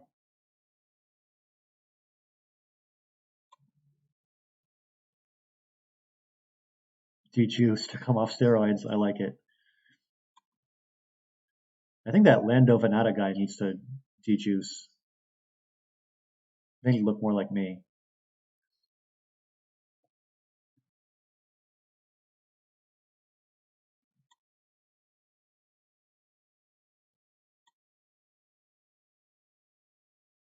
Looks like we're still waiting for a final score to come in on Terry's game. We got 4 games in so far in round 3. Victor beat Alec, Brian beat Priya, Mina beat Arndam, and Rose beat Yvonne. And Terry's game is just now going final, it looks like. And so this is the final game still to play in round number 3. We are waiting to have all the results in from round 3 before we pair rounds 4, 5, and 6. We're going to do basically a quad system where the top 4 all play each other, the middle 4 all play each other, and the bottom 4 all play each other. So we got to get this result in before we know who the top 4, middle 4, and bottom 4 are. So let's see if Zach can hold on and win this one. I could just juice. Wow, Lucas, that is inappropriate. How dare you? Currently, I am raspberry lime seltzering. I am not juicing in any sense of the word. All right, so Dal is 19 or some number like that. 17 points for Zach. And back to Colin. Still got that Q. Now he's got a U to go with it. Let's see here. Quip? No. Okay, dip for 23. Just waiting on that Q. Very patient. We'll figure it out later. 2 tiles in the bag. Zach's ahead by 40. There aren't very many places he needs to worry about getting bingoed on. In fact, there might not be any bingos possible with the entire pool that's unseen to him. So it looks like a fairly safe position for Zach. I think this is pretty clearly winning.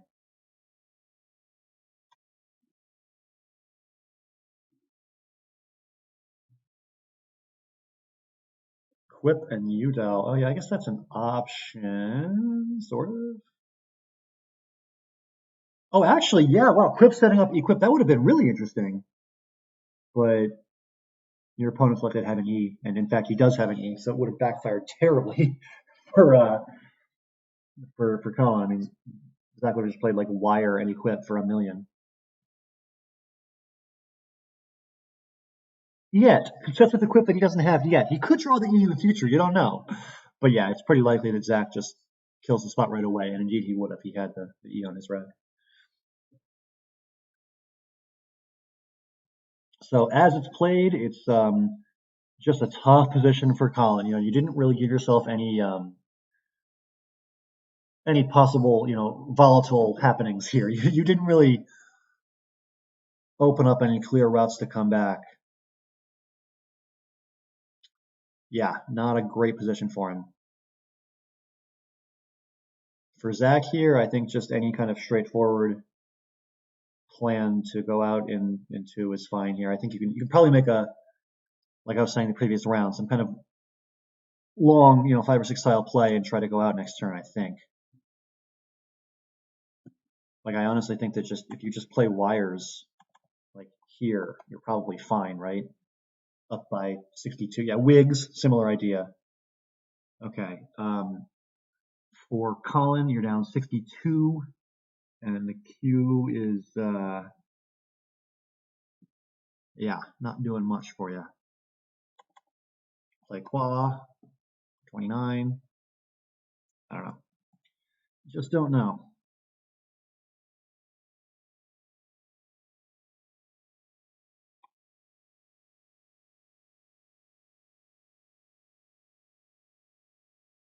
Yep, so this is round 3. We are just finishing up the final game of round 3. As you can see, most of the games are already in. We're just waiting on Colin and Zach to finish things up, and then we will post the pairings for future rounds. So Terry did submit a result for round 3. She won against Faith by a final score of 472, 351. She wins by 121, and that puts her at 3-0 plus 227. And we'll go ahead and update the standings accordingly. So your 2 top players right now are Brian and Terry, both 3-0. Alec is 2-1, Victor's 2-1, and Zach is going to be 2-1 as well, assuming he finishes off this victory here. This is looking like a pretty solid top 5 after 3 rounds, making sure I don't miss anybody here in the standings. I think that's everyone. Arindam was 1-1, and then he lost in round 3. Yeah, so I think this will be your top 5.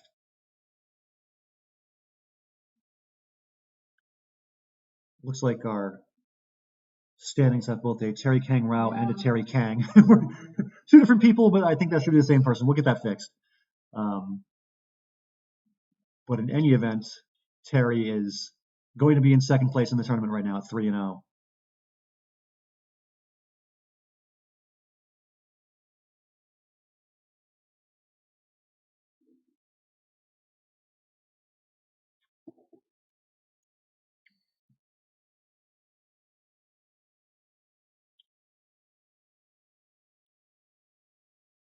So Zach just has to play out, and he does. A 60-point win for Zach, 396 to 336.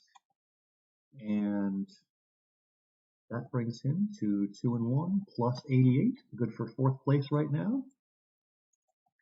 And more importantly, it's good for us because we're trying to get some pairings out for the next round.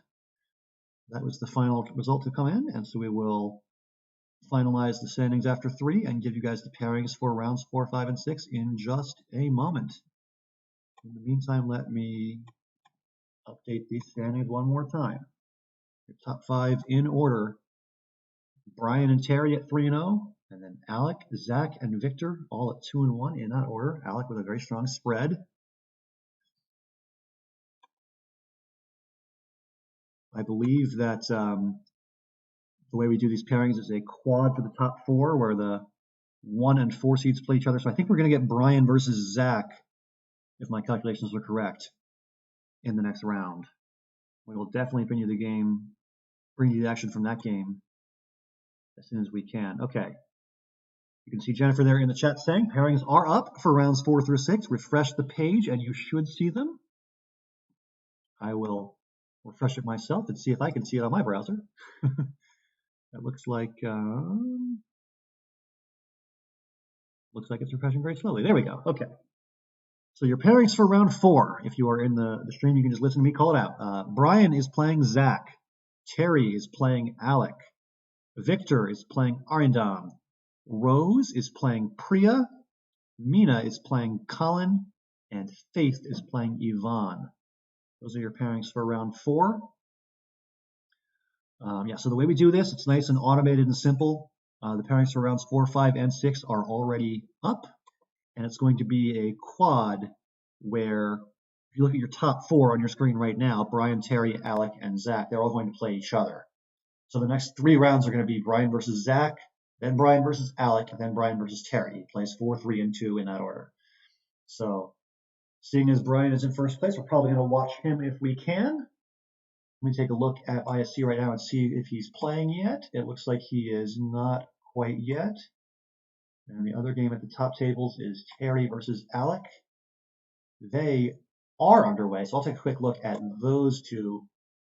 And in typical Alec fashion, he's already played 2 moves in the first 28 seconds.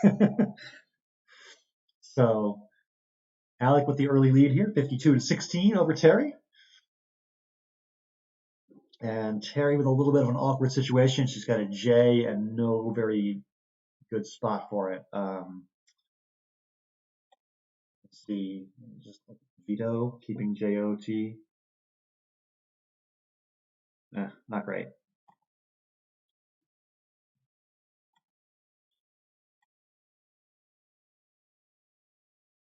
Terry does play veto, and it's now back to Alec, who's got the X.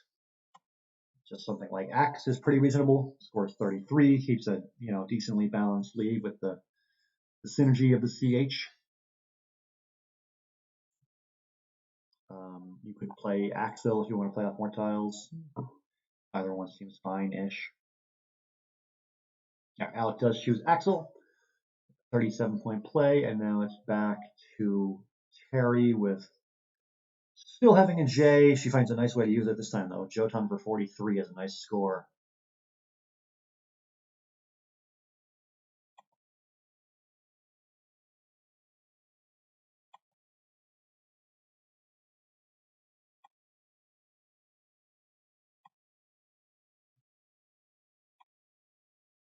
Looks like a lot of players are a little bit slow to get started in round 4.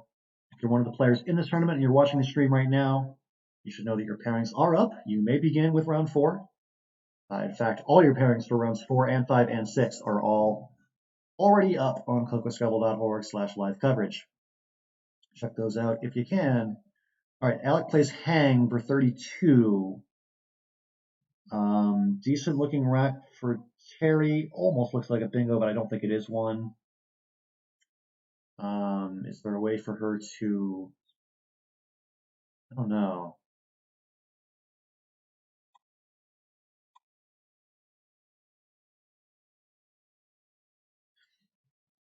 Not sure if she wants to go for a fishier option or just kind of blow it up and score as much as she can. I'm not really seeing a great way to do either one of those things, really. Awkward position.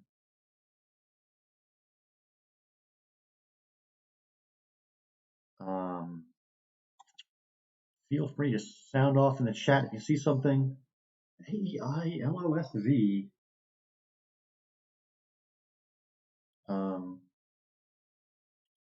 Yeah, I mean, I guess one option is just to play olives and just kind of blow it up and score 34. It's not super great. I don't know.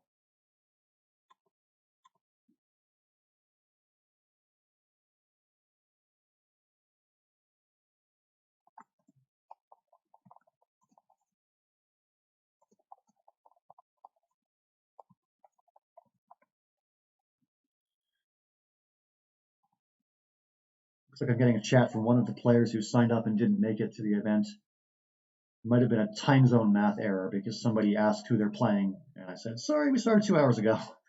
So, unfortunate.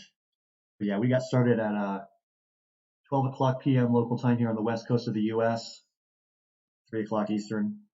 Apologies to any international players who had any trouble with the time zone math. We try to be accommodating and help people tell them, it's this time in Nigeria, and this time in India, and this time in England, and occasionally time zone math errors happen. And We understand that, but unfortunately at this point, nothing we can do after you miss the first 3 rounds.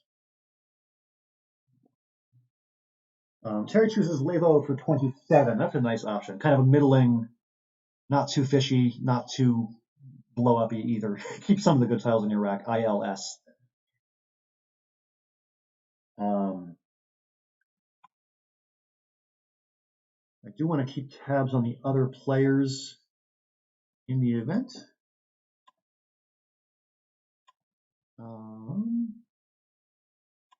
Looks like everybody's online. I think Rose briefly dropped off, but now she's back. And most players have begun their games.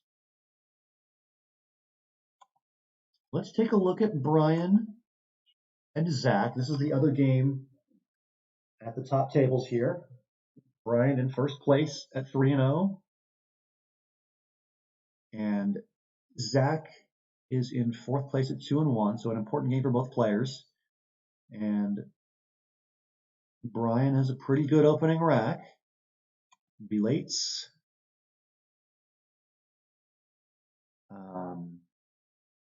He's got what? Arbalest is a word. He's got stuff. He's got stuff. Belates even plays here, doesn't it? Yeah, that's a good choice. 72. A little bit risky with the open triple letter here, but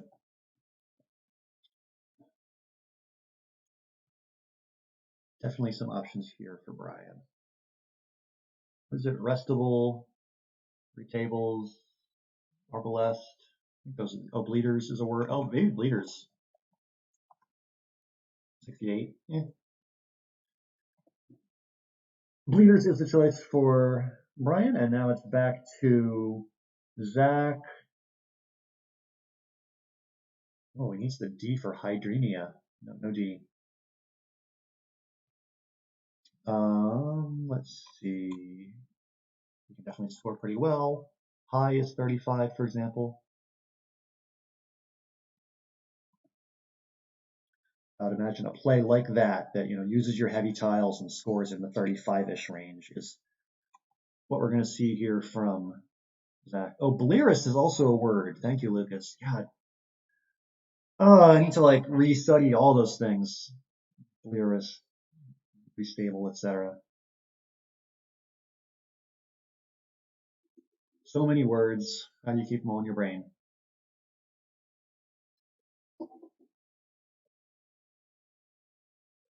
So Mayo is the choice from Zach. That's going to score 33. And it keeps what? Higher, H-I-R-E. Pretty good.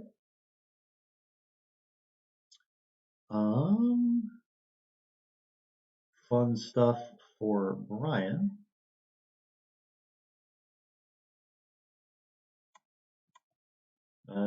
Pause for 22. That's not that great.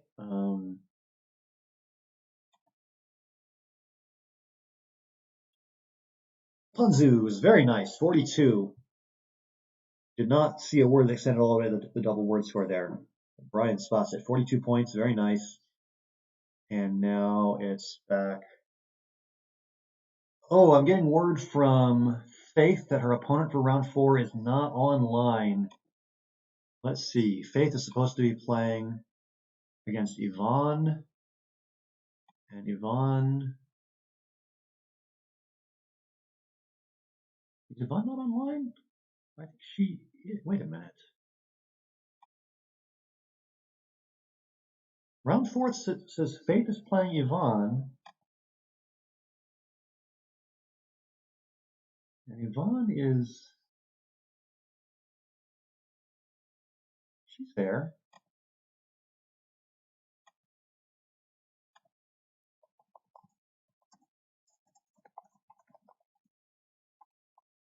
I think we should be fine. I think Faith and Yvonne will find each other and play their game.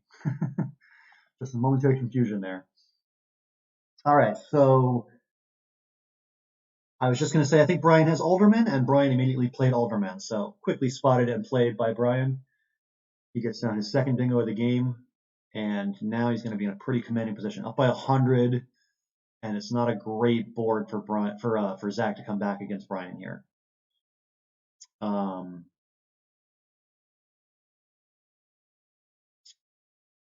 yeah, what do you do here if you're Zach? You're down by almost 100.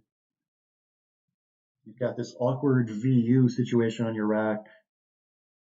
Um, like I thought about like drive because it takes a hook of an L or an R for driver or dribble, but like LUR is not a great leave.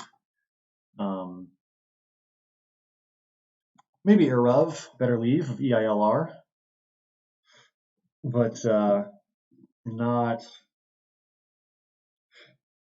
not great for big going through it. All right, he does choose Irov, and the good news for Zach is that Brian is not drawn that well. He's got a lot of one pointers that don't work together too well. EILNNTT is a little bit shaky.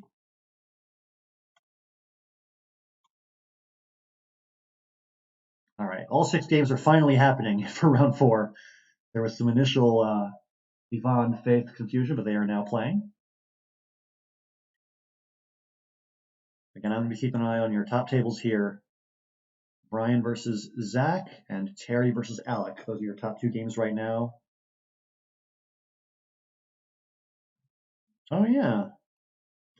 WTF points out that there is one 8-letter bingo with these 7 tiles, intently, if there were an open Y. But there is not.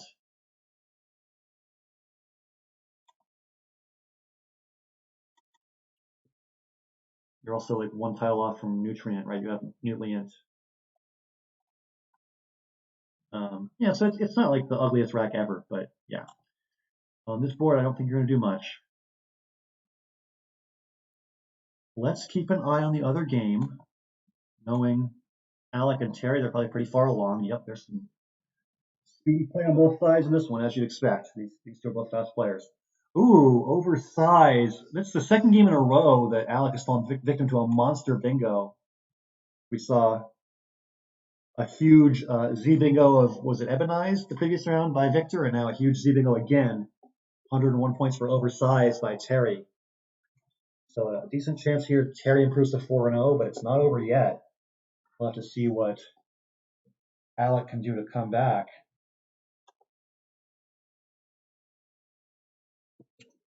Huh. 18-point game, 287 to 269.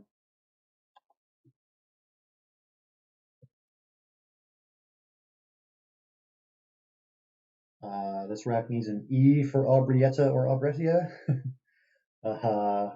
Barring that, not a lot of great options. Oh, this is Terry's turn. Okay, I was going to say that she should play Urban to open the board, but no, this is Terry who's leading. It's her turn. Okay. In that case, maybe don't open things. Um, it's tough. This is the kind of board where your opponent's got multiple places they might bingo, and you can't block everything. Like there might be a bingo here in line D. There might be a bingo here in line 12. You just don't know. Often in situations like that, I like to just kind of keep scoring and balancing, hope for the best. I might just play Ba. It's 25. It keeps a reasonably balanced lead of constants and vowels. I don't know. That's not super great, though.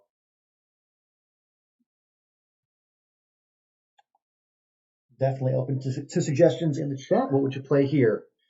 Again, you're Terry. You're up by 18 points. You want to preserve your lead. Is there a clever way to play some defense here, or would you just continue scoring? What would your approach be? These are tough situations. There's no clear right answer, that's for sure. Oh, Will's in the chat. Hi, Will. Will suggests Buat. Oh, in the same spot, just Buat here. Yeah, that's better than Ba. Oh, but Terry plays Ba. Oh, well, that's fine.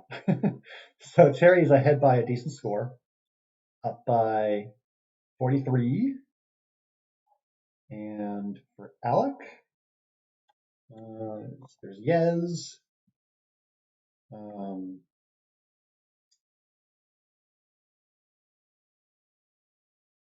think you want to hope that lines D and F stay open for bingos and not mess those up. All right, so EYE for 32, a little better than Yez. Close game. Terry only ahead by 11.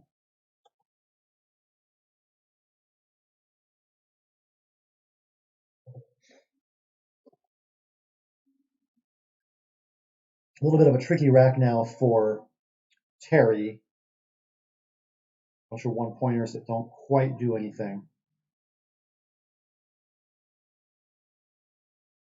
Oh, there's a traffic jam behind me. I see like 6 cars in a row going past me out my window.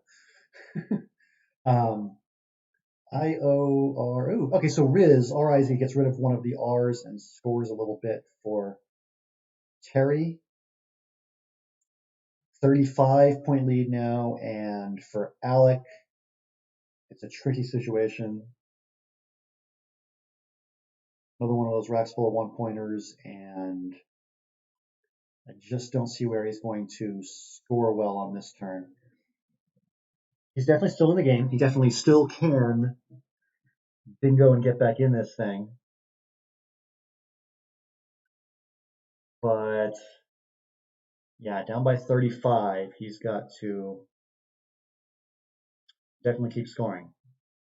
You don't want to be in a situation where even if you do bingo, you get outrun. So he's got to worry about that. 35-point deficit.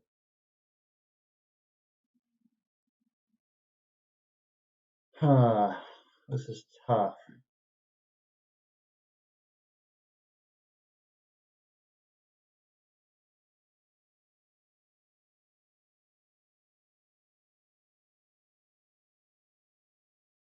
Looking at the unseen tile pool, there are 3 R's that you can draw, which is obviously very attractive. If you can get like a retina bingo stem kind of rack, that's pretty good.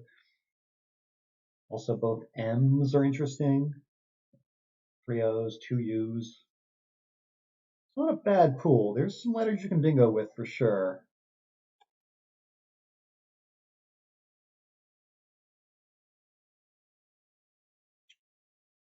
Um, hmm. Retina is best word. Retina is definitely best word. I think this game is going to come down to whether Alec can get a bingo down here in line D or line F. That seems like the likeliest way for him to get back in the game. And it's most definitely still possible. Hootas for 8, that's terrible. All right, he opens the board. Titan for 18, giving himself some more bingo lines to work. Actually, it kind of does shut down his best line to bingo. Oh, if Terry can spot 2 Toyes, then she's going to win. If she can't, then we'll see. I know that Terry does speak quite a bit of French. I believe that tutoyer is a French word meaning to call somebody tu instead of vous. It's like a more casual way of saying you to tutoyer. It's definitely something that Terry's familiar with, but does she know that it's an English word? She does, and she plays it. Terry with another big bingo, and she's going to win this thing. Wow. So Terry goes up by over 100, 431 to 319, and that's going to be just a death blow for Alec. He was 2-0. He's now going to be 2-2. Wow. And Alec continues to not draw very well. He was hoping to draw a bingo after Titan, and it just didn't work out for him. What did he keep? He kept, was it UIN? Something like that. He had an E in there. Maybe it was ENU. In any event, he's drawn too many vowels. Not enough bingo. Just not enough bingo.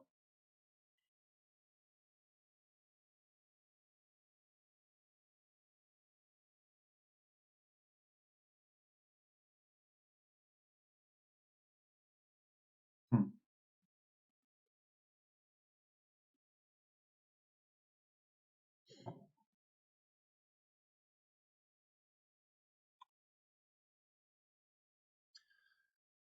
So it looks like Terry will hold on and win this one. And let's take a look at the other game going on at the top tables.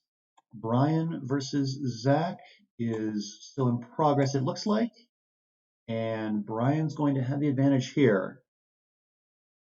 Still up by over 100.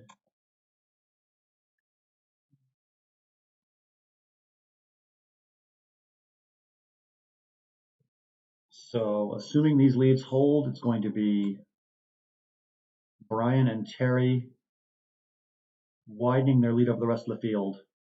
They're going to be 4-0 each, and others are going to be 2-2. We should also check on Victor, who could definitely sneak into the mix with a win. He is the top player in that middle quad, so Victor's pairings for the next 3 rounds are going to be Arndam, Rose, and Priya. If he could do well against that group, he could be back up near the top. Looks like Victor has already completed his game for round 4, and that was a win over Arndam. So Victor's going to be 3-1. He beat Arndam by a score of 457 to 341, 116.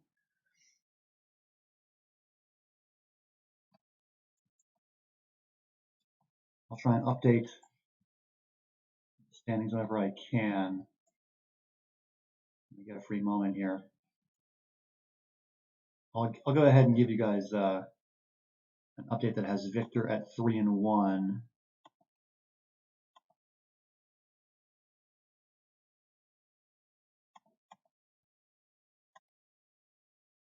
Wait, all vertical plays? Are you kidding me? Not all vertical plays, but almost all. Okay, so Brawl was horizontal, and so was Ear Off. But yeah, it's a whole lot of vertical. Oh, you're saying just by one player though? Like it looks like Brian has played all vertical plays. Is that right? Yeah. I wonder if he knows. You think he's going for it? Do you think he's going to like pass up horizontal plays even if they're the best play? I think somebody we had the all vertical plays game in the virtual World Cup a few months ago. I think it was Olaya Kabir for Nigeria who had an all vertical plays game. And then Wib and Toe went back and searched through the database of all the games for the whole tournament, all 775 of them, and found that actually like several players had games with all vertical plays in that tournament. I think maybe it's like not as rare as we thought it was. Um, I'm sure that somebody far smarter than I am could like actually go through an entire database of thousands of games and calculate like what percent chance there is of that happening. But I think it happened like maybe 3 or 4 times in just the World Cup alone.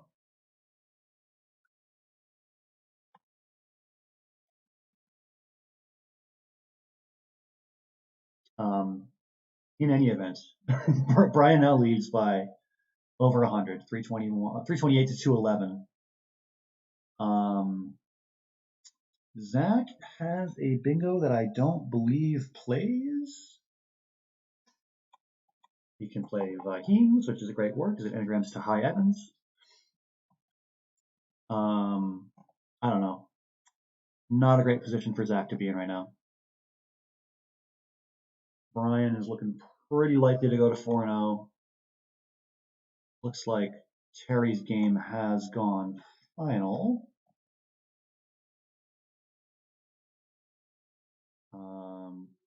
Still waiting on a score from that though. Looks like a win for Colin over Mina, whose name is spelled wrong, and I will fix it. 451 to 409. Colin gets the win, so Colin's going to move to 1-3, and Mina's going to be 1-3.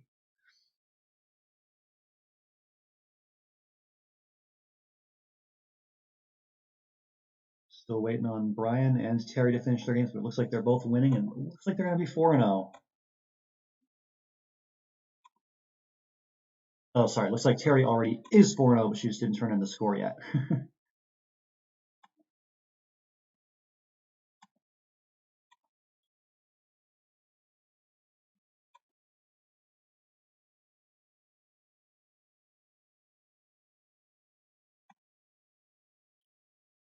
Just kind of playing out the string here. Almost a 200-point lead now for Brian.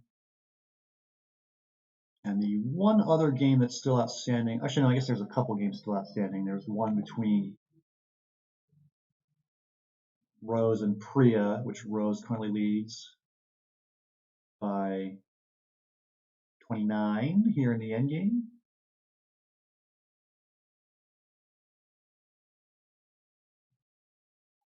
Looks like Rose should hold on and win this game, up by 29, and it's her turn.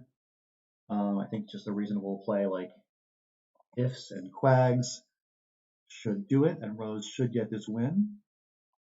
If she does, then she's going to be 2-2, and Priya is going to be 1-3. And then the other game still happening is between Faith Ianu and Ivan Lobo, and this looks like a win for Faith. It's also just wrapping up.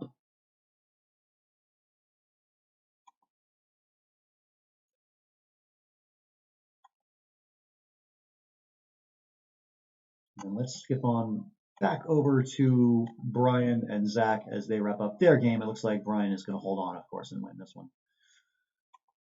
Final score in Terry's game was Terry 472, Alec 361. 111-point win for Terry. So that means that Terry is going to be 4-0 plus 338. And Alec is going to be 2-2 plus 250. Let's go ahead and update that for you.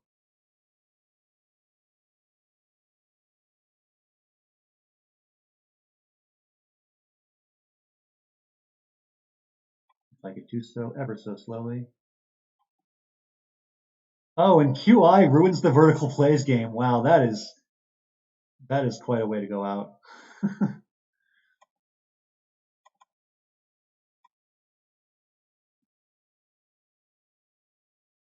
That is such a sad way for that to end. It's like breaking up a no hitter with like a bunt single or something. I don't even know what that's like. I can't think of an analogy.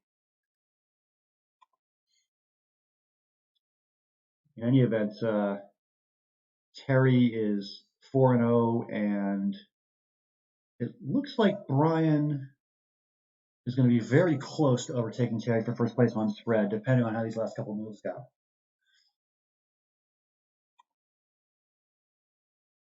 Have I noticed the phony 3 yet? No, I haven't. Let me see if I can find it. Oh, Loc? LOC? That doesn't seem like a thing. Yeah, okay. I did not see that at any point, no.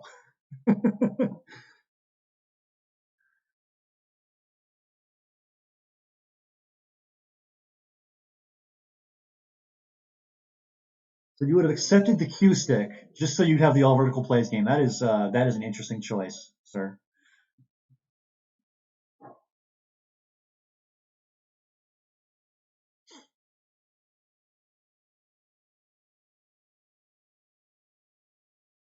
All right, so we're waiting on Zach to figure out his end game, and we will get started with round 5 pretty shortly. Most players have been wrapping up their round 4 games.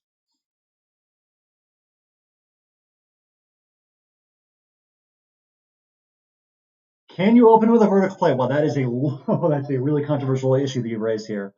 I don't know if I want to get into that fight right now. Now, it is legal to open with a vertical play or horizontal play. The choice is yours.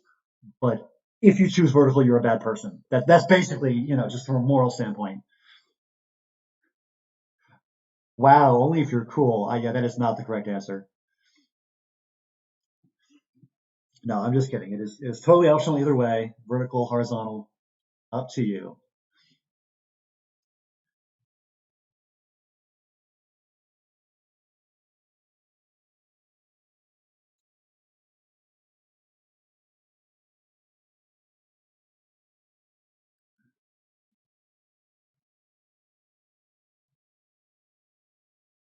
As you can see, there's some very, very heated opinions about vertical openings in the chat. It's not just me who feels pretty passionately about this issue. Lucas, I think you're right. I think Brian does open vertically. Wow, Scrabble Katie has unsubscribed from Wanderer 15. People are losing friendships today over vertical openings. It's a rough day for everybody. All right, this game has gone final. Brian does get the win over Zach by a margin that I can't calculate. Bad at math. 93 points. All right, so Brian's going to add to his spread by 93. He is going to be 4-0 plus 328. And Brian, or sorry, Zach is going to lose 93 points. He'll be 2-2 with a spread of -5. All right, we're going to get started with round 5 in just a moment. Let me just update your standings for you real quick to now reflect that Brian is 4-0 and knocking on the door of first place. It'll be Terry, Brian, Victor, Alec, and Zach, I believe, are your top 5. Let me just make sure I didn't miss somebody sneaking into 5th from 6th or 7th place. I don't think I did.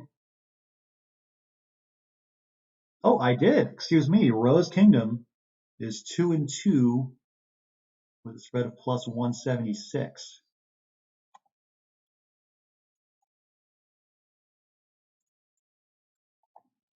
Let me update that. So Rose is now in your top 5. We will definitely keep some tabs on her as we move forward. But for now, I want to bring you the top players in the standings in their games, and that means taking a look at Terry and at Brian. Let's see how they are doing in round 5. They are not yet beginning round 5. Let's check on Victor instead.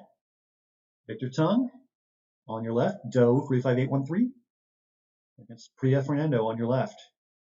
Priya's got a small lead, and it's Victor on turn with it's Priya on turn. So Priya is up by 32, and it's her turn.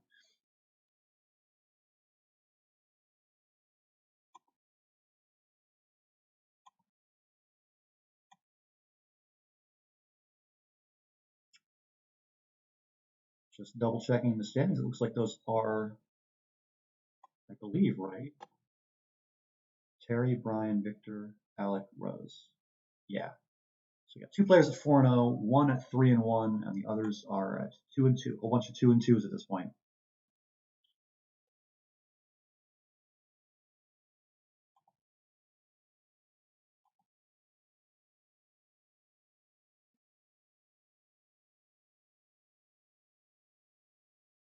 I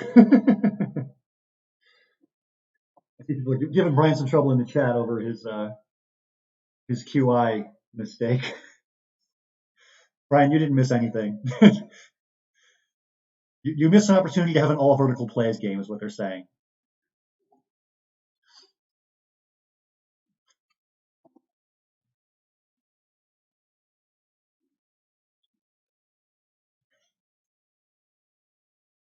All right, so Iris Hated comes down, the bingo for not a lot of points.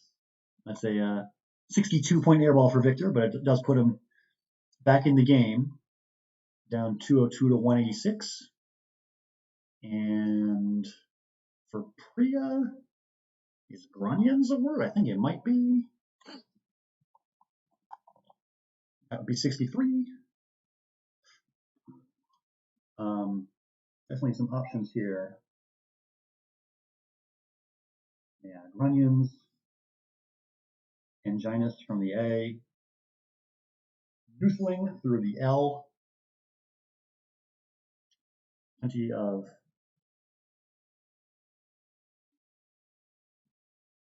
options for Priya. She does find Noosling. Nice job. I was also looking for Ingenious through the E and the I, but it doesn't quite fit. The I would need to be closer to the E. Let's see here. Interesting rack with the Q for Victor, who's now down by 90.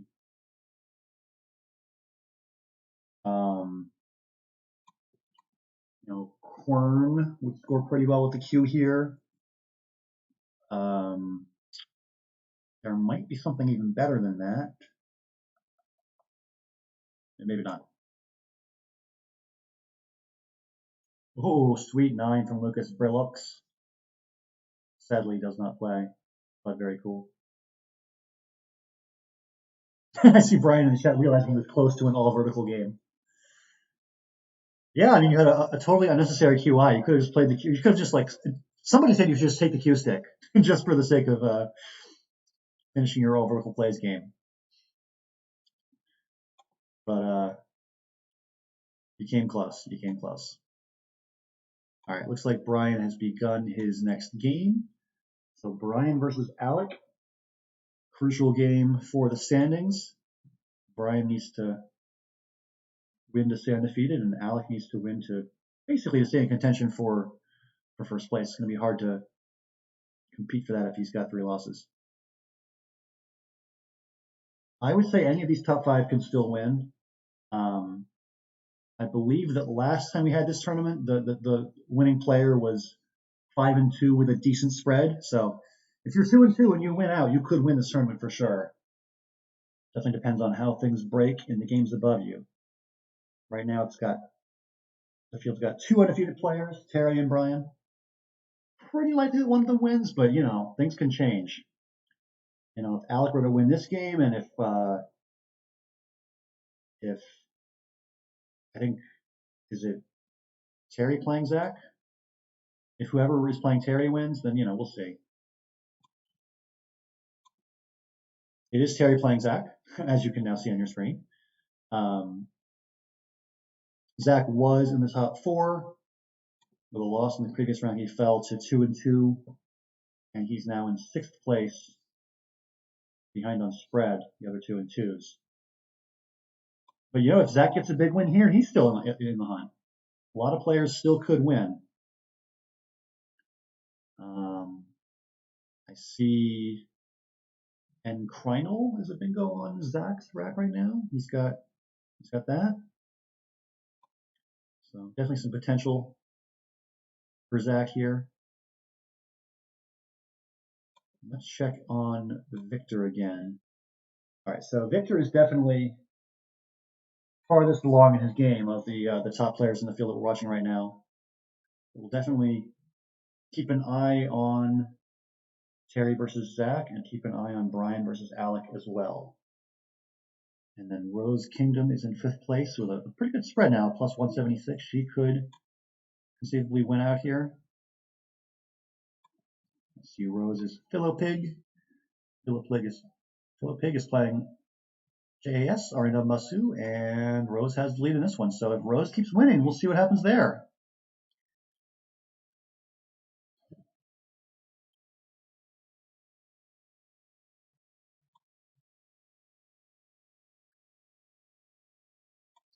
I think I'm going to stick with Victor for the most part, just because his game is farthest along. I want to see the ends of these games if we can. All right, so very close game here. 13 tiles in the bag, and it is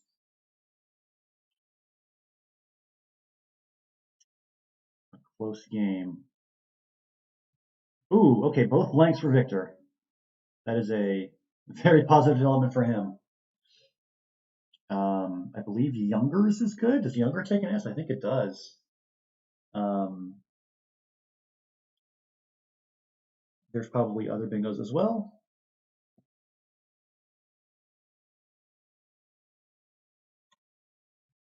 There's probably some bingos up here into this E. Yeah, I mean, like Ringig is the word. Also, Sungreave, is that a thing? I think it is. Well, you don't have the letters in Sungreave. You have to play, well, yes you do. That's why I see being weird. Sungreave, yeah, you do have that. But yeah, I think the best play I saw right away is Youngers. Oh yeah, Gauntry, also a word, that works too, yep. Okay, so Victor takes the lead, but it's only by what, 38. And there might be a way, if you're Priya, to open the board and fish for a bingo.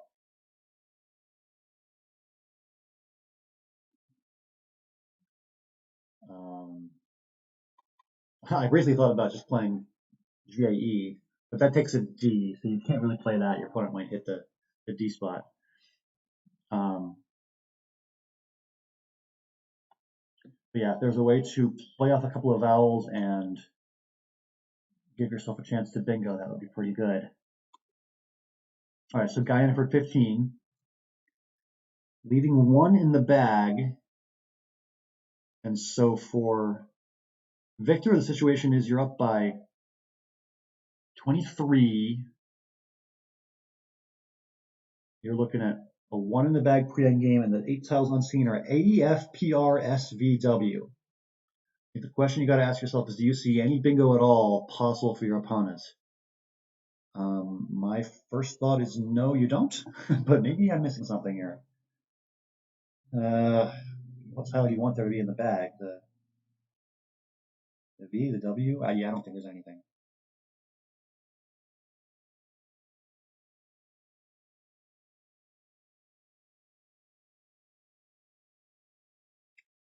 Yeah, I think you're probably safe here if you're Victor. There's not a single bingo I can see. So gazed, just playing it safe there if you're Victor, like making sure that the board is closed to any crazy bingos you're not seeing, but don't think Priya is going to have anything. AEFPRSV.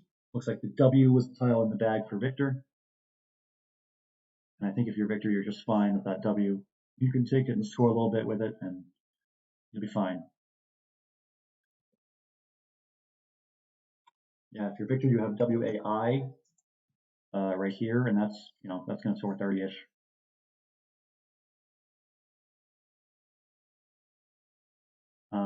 For Priya, your objective here is to find it out in 2, pretty much.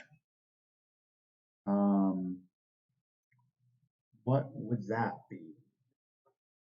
I'm not really sure.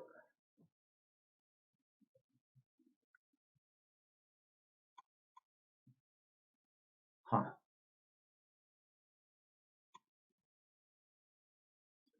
Yeah, tricky situation.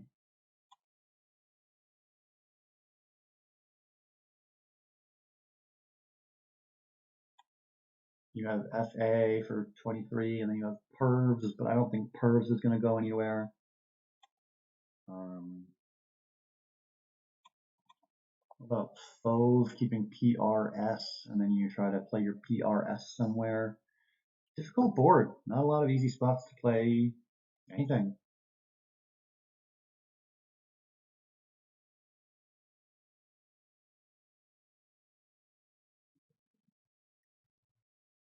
Very tough, very tough.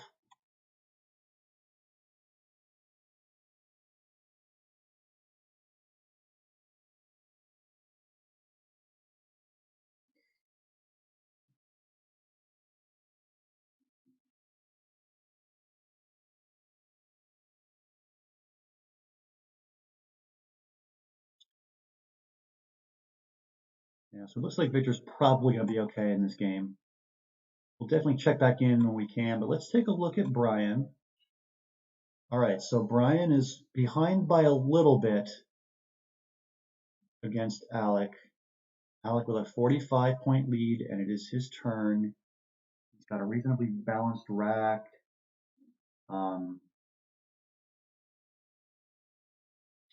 Something like walk is probably reasonable, 22. Or no, not walk, cow, sorry. KI is valid. WI is not. Although that just gives back a giant spot for the triple. That's not great. What can you do that's better than that?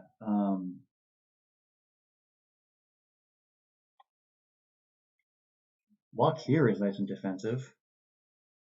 Score 17.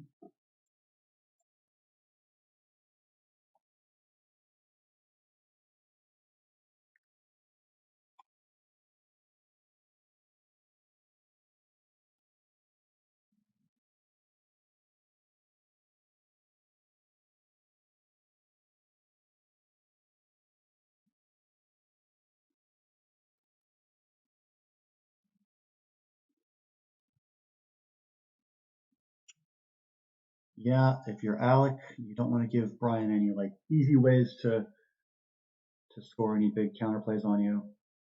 I think maybe something like walk is called for here. It's just a little safer than your other options. Um, yeah, I mean, you've got the board decently well under control at this point. Um, Brian's spots to bingo are not great. Like if he bingos here from 10A, you're going to get a big comeback. If he bingos here from 13G, he's not going to score anything because it doesn't hit the double. Um, there aren't really any bingo lanes on this board that you're scared of, really. None of them are great for your opponent. So it's a pretty good board to be up by 45 or up by 62 if you play walk. Okay, okay. Alec has gone aggressive. He plays cows for 33, opening the board. Um, it might work out okay. I don't see anything super great for Brian to come back with. He probably needs to take out this spot somehow. I think maybe coat is reasonable. But yeah, I mean, that's a fine situation if you're Alec. I mean, you're not getting bingoed on. Brian can't do anything to keep a lead that's that great, I don't think.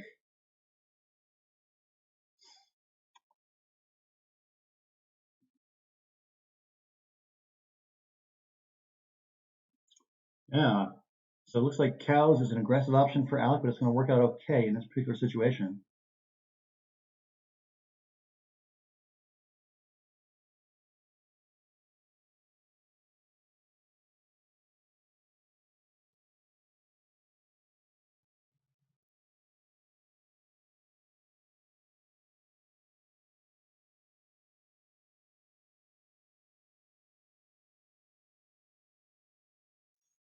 Hmm.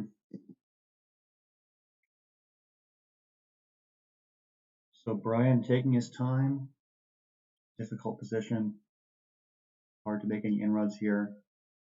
You want to keep some sort of potent leave that you can bingo with, but how to do that and keep scoring. And I just think you've got to cover this spot here. I don't think you want to give your opponent an easy play through this O.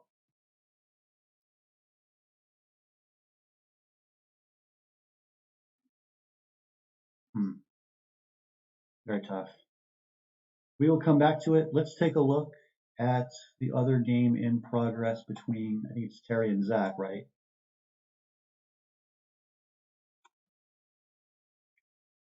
Oh, Brian did choose cone just as we were jumping away. But let's take a look at Terry and Zach. Again, Terry is in first place at 4-0 plus 338. Needs a win to stay in first place, probably, because Brian is nipping at her heels. And Terry is a little bit ahead right now, up by 29. It's her turn.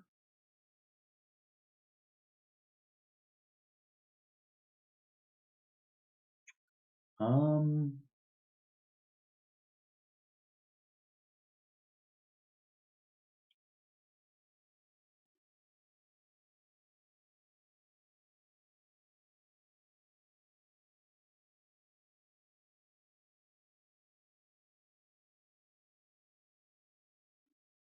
what is there to do if you're Terry here? I was looking for anything like into the H or from the H. There's just not much you can do with that H, I don't think. Um, yeah, that's tough. I mean, I guess you could just play like Ya and hold on to the Q for later and obscure the H a little bit. That just seems bizarre. That can't be the right move.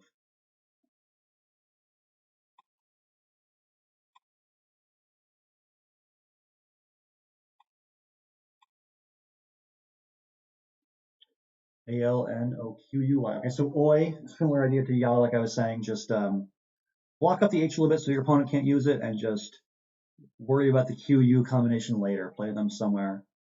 The Q is a real pain by itself, but with the U, it's actually quite good. So having QU in your lead is often pretty desirable. Maybe this board doesn't quite offer the perfect spot for QU, but you'll find something for sure. Meanwhile, for Zach, it's a little bit of an awkward rack. I do see he's got a spot for Sucha, but keeps two eyes and a V. Not the best. Um, Yeah, I don't know. Hmm.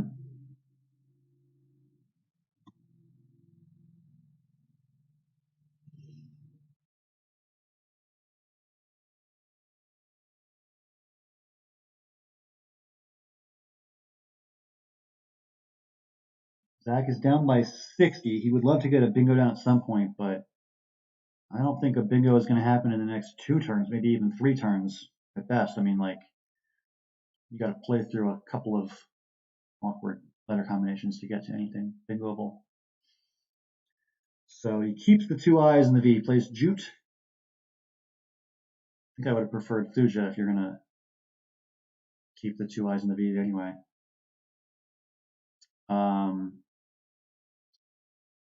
For Terry, coin is nice. It scores well and it blocks things up. That's exactly what you want when you're up by 74, is to not let Zach get a bingo for 74-ish. So Zach has drawn the blank. He's drawn the first of 2 blanks. We have not seen any blanks yet on this board. And again, probably not going to bingo right away, but now that he's got the blank, he's got to start thinking more carefully about how can I set myself up to bingo next turn. All right, so Zach plays hot, still keeping that I-IV combination, but with the blank, it's a little bit more palatable. All right.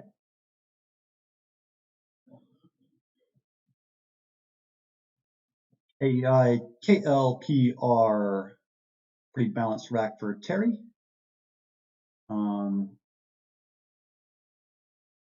I don't see a star play here necessarily, but it's just good to have a balanced rack. We play Ka for 21. It's not super exciting.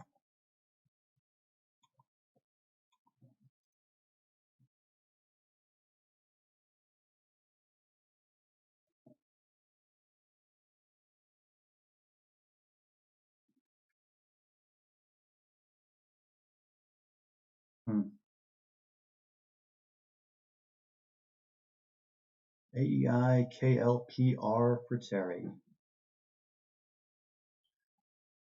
275, 224, a 51-point lead. Reasonably good board for Terry. There's not a lot of great places for Zach to get a bingo down. You may want to consider ways you can obscure this part of the board, like lines L and M and N. I'm not really sure what that would entail, though. That's, yeah.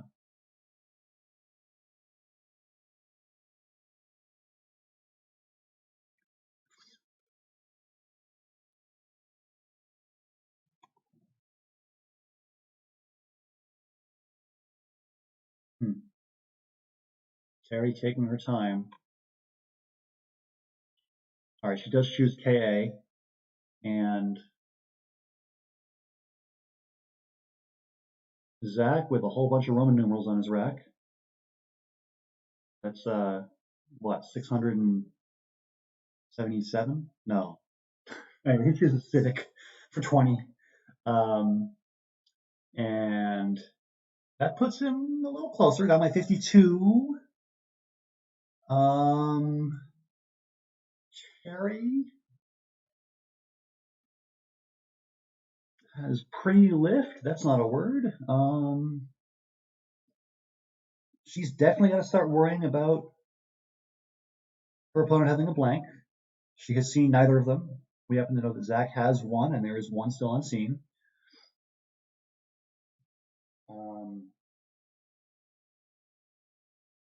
If your opponent has an S bingo that hooks onto Civic to make Civics, then you just can't really do anything about that. Short of some kind of blocking play through this. Well, okay. Terry's going to play Pyatt for 29.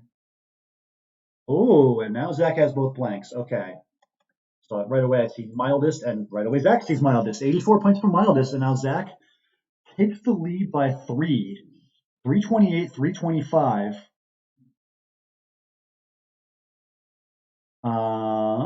Okay. We got ourselves a game, that's for sure.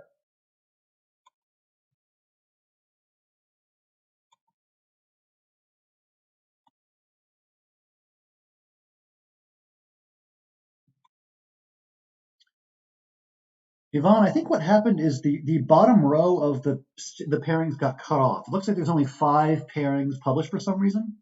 I think it's because our web page is like missing the bottom row. We will definitely fix that for you.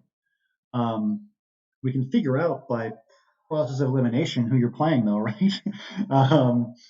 Let's see. Round 4 was Yvonne and Faith. Round 5 was Colin and Faith. So I'm guessing that round 6 is going to be Yvonne and Colin. I'm pretty sure you're playing Colin, but we'll get that fixed in just a moment. Yeah, it's just a matter of the bottom line of that page got cut off for some reason. We will fix that right away. All right, so Terry plays fire, which I had forgotten was a word. Okay, that is a word. 34 points. And now Terry takes the lead, 359, 328. What can Zach do in response with now 8 tiles in the bag? Huh.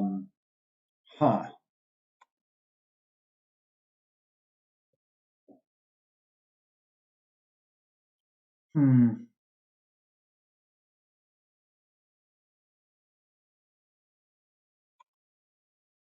You can make something hooking onto DE. You could do like Gaddy is 33 and keeps a decent enough leave, I should say. Huh. There's 3 R's on scene. You don't really want to keep an R when you might draw 3 more of them. I don't know if you want to play Gare though. I mean that gets rid of your E, and there's only one of those left.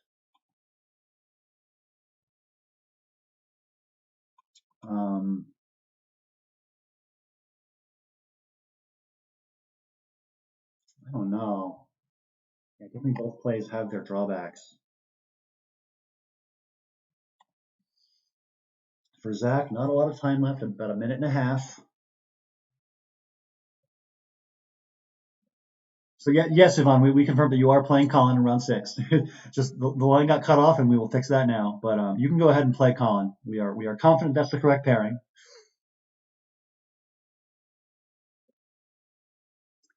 Yep, Jeremy, there was crap like as an option. Luckily, Terry did not choose to play crap like. Not a word. Sad. Um, Boy, what do you do if you're Zach here? I would be very worried about those 3 R's that are unseen. I might just play Gare here and hope to just kind of win ugly. You know, you're not going to bingo. All right, he chooses Gore, similar idea. Not as many points though.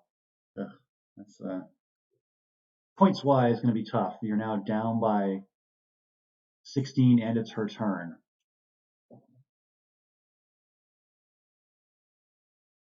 5 in the bag. Wood is an option for 22. With the tiles that are unseen to Terry, it looks not impossible from her perspective that Zach could have a bingo. I'm not sure what you do about the hook on if, making ifs. Like if Zach has a bingo in that spot, what can you do about it? Like it's not an easy thing to prevent.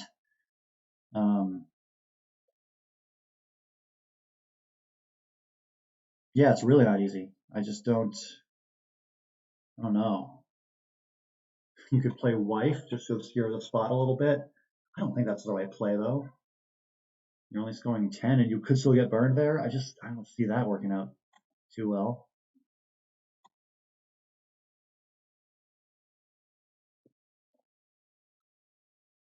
Um, yeah, it's an awkward position to be sure.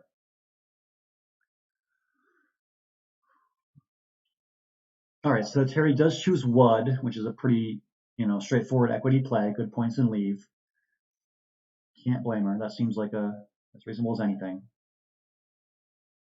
And now Zach with the letters to spell erased, but no spot for that word. 2 tiles in the bag. About 25 seconds on his clock. That's going to be tough for him.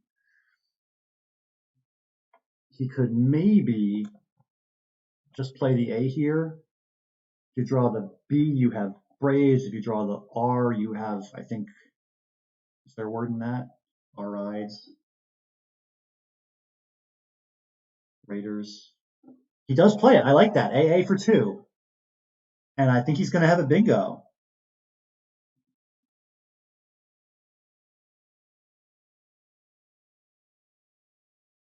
If he draws the R, he has R-Rides and Raiders. And if he draws the S, he doesn't. So I think there's a 50-50 chance that he's got that bingo. I don't think he wants to draw the S. So if you're Terry, boy, good luck figuring out this endgame. Again, that diff spot is basically unblockable, right? Like I don't see what you can do about it. Geez, yeah, I don't know what you do if you're Terry. Maybe you just lose if your opponent has Raiders here. I don't know what you can do about it. People Brock's not found. Thank you, Lucas. um, box. Play box where? It's a shame there's no Rebox. I would consider playing that because at least that would block Raiders. You cannot box again. You can only box once. Oh, lib! That blocks it. Wow. Okay, okay, okay. So Terry does successfully block the bingo, and it looks like Zach didn't have it anyway. Zach had ADEIRSS.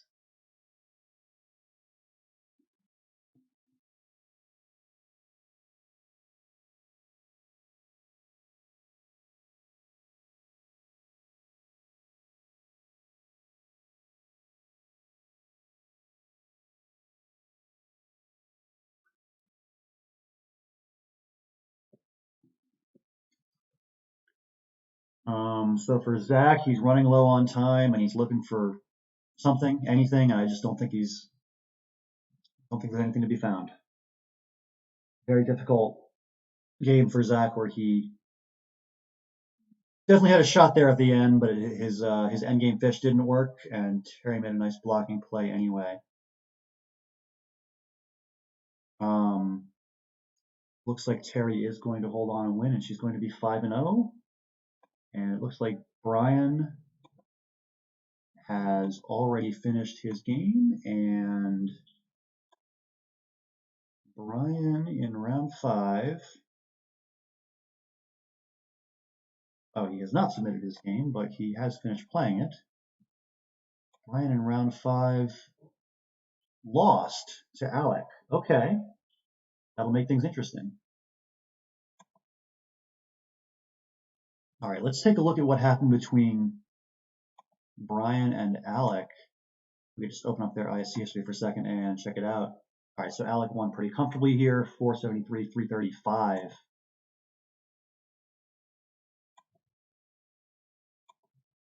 Looks like it was close early. And then Alec got down the first bingo of Satirize. Bingo again with Inhales. Looks like he was pretty comfortably ahead the whole way from that point on. Bingos with both blanks. Okay. So Alec with the win, 473 to 335. That is a win by 138. Okay.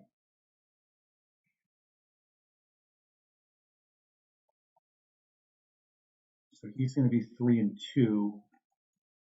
Brian's going to be 4-1.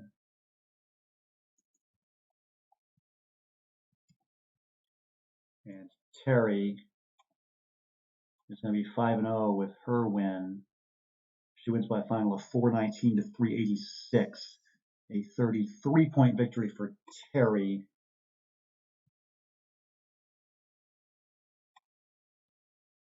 Oh, math. Terry's going to be 5-0 plus 371.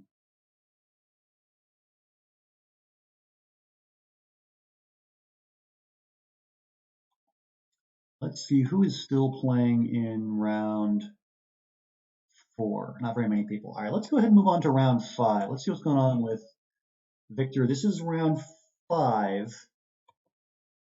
Victor's already 4-1. I will update the screen in a moment for you on that.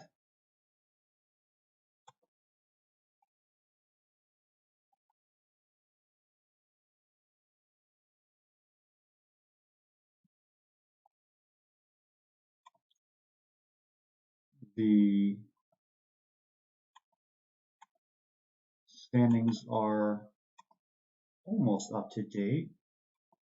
I think your top 4 are correct. It's Terry, Brian, Victor, and Alec. And then I'm still checking on Rose, who's in 5th place. Rose lost to Arndam.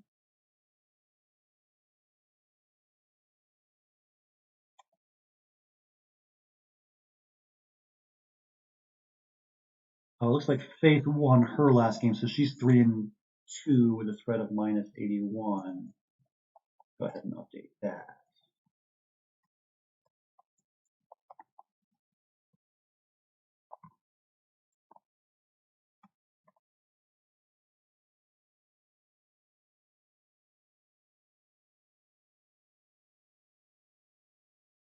All right, so I believe we have an updated top 5 for you right now that is correct. It is Terry all alone at 5-0.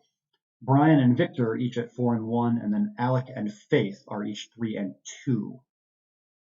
We're currently watching Victor, Doe 35813, who has a lead currently over Rose and a chance to go to 5-1, which would put him very much in the hunt for a win here. Terry is 5-0. Brian is 4-1.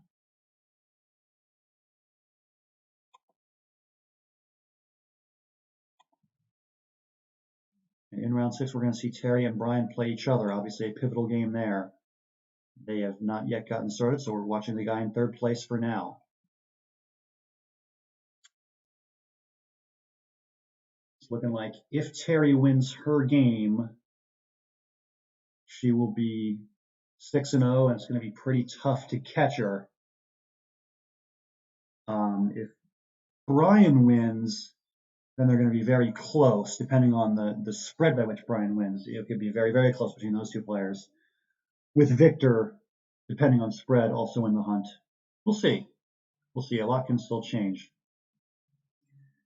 And then Alec with that monster spread of plus 388 could potentially still win the tournament, I think, if the right results break the right ways for him. A lot can still change with 2 rounds to go. Lucas, if I'm facing this Lando guy, you better be in Scrabble and not in fighting, because I'm not sure I stand a chance in a fight. Like I said, not juicing, so a little bit of a disadvantage.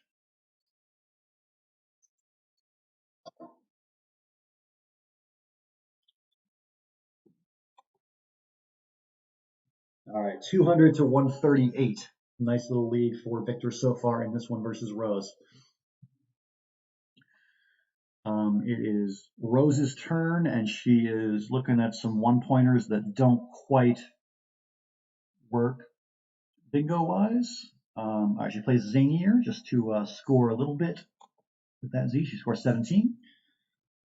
And now it's back to Victor, who's got a little bit of a lead. Pretty reasonable place. Something like Fad here, just score 23, block things up a little bit, bounce the rack a little bit. Something like that would make some sense. We'll see what he decides to do. Looks like Terry and Brian have gotten started in their game. We'll definitely check on them from time to time. Again, this is round 6 out of 7 in this 1-day tournament. We'll have a quick little break after round 6 and have pairings posted for the King of the Hill round.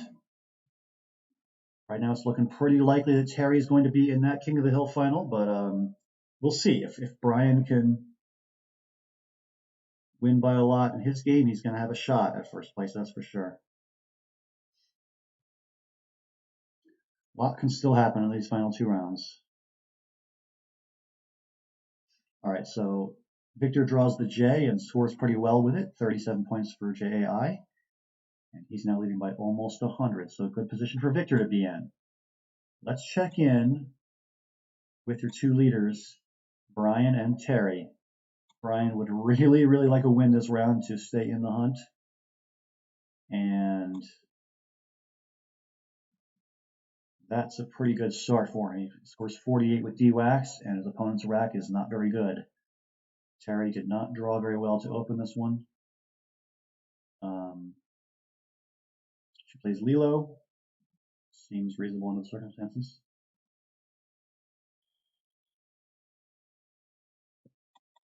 You played G's, setting up your E, but there's a lot of other E's in the bag as well, so your opponent could really burn you on that. I'm not sure if I like that play. You can play this G, so the G, 29. Hold on to your J and try to do something with it later. I don't know. Maybe there's something better than both those plays that I'm not seeing.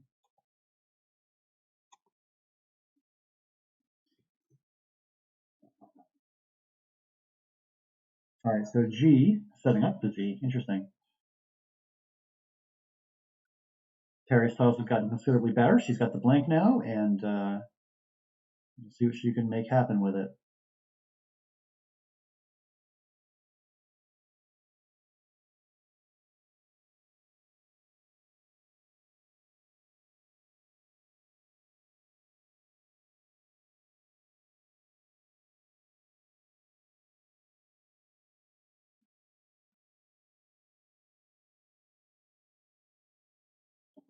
I don't see a bingo here. It's just a little bit too clunky, or my brain is a little bit too weak to find things. Now, there is no 7-letter word, only 2 8s. Dungeons and God Squad. Very cool. Those are the 2 8s in DDG OSU. Blank, blank. All right, so dog is the choice from Terry, just kind of balancing out the rack a little bit, getting rid of some extra D's and G's. And it's back to Brian, who finds a very nice play with that Z. He finds Gutzer for 47. And gets +5 for the challenge from Terry.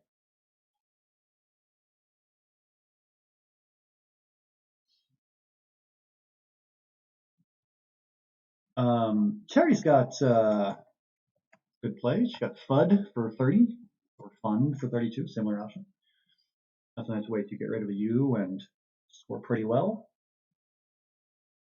So definitely an early lead for Brian, but Terry's got some options here.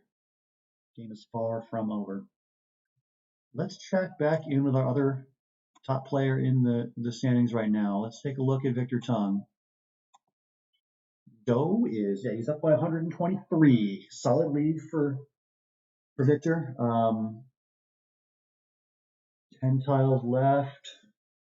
There's still a blank unseen. Victor doesn't have it.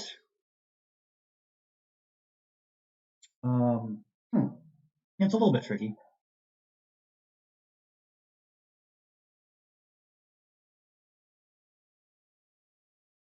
You can't really block everything. Just hope for the best. All right, so Rose does have a very strong rack. She does have the blank and some other good stuff to go with it. There's probably a bingo. I mean, yeah, 3 hinges. That's probably not, definitely not how you spell it. 3 hinges, probably not the best play. 76. Is there a way to get the H on the triple? Maybe not.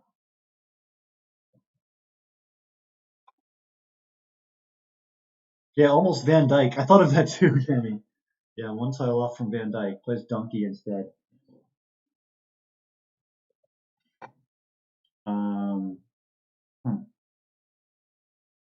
So almost certainly we're going to see a bingo here from Rose, but will it be enough? Probably not. She's down by 138. And then the other game we should take a look at is Alec. Alec is currently playing Zach, and he leads 226 to 158. So if Alec were to win and get to 4-2 with a big spread, and if Terry were to lose, and she were 5-1, I think it might be possible for Alec to still win. Well, no, because if Terry were to lose, then Brian would be 5-1. Oh, and then Brian would play Terry, and the winner would just win. So yeah, I think that only is it true that only Brian or Terry can win? That can't be right. But I think Alex can have some trouble going from 3-2 to win this tournament.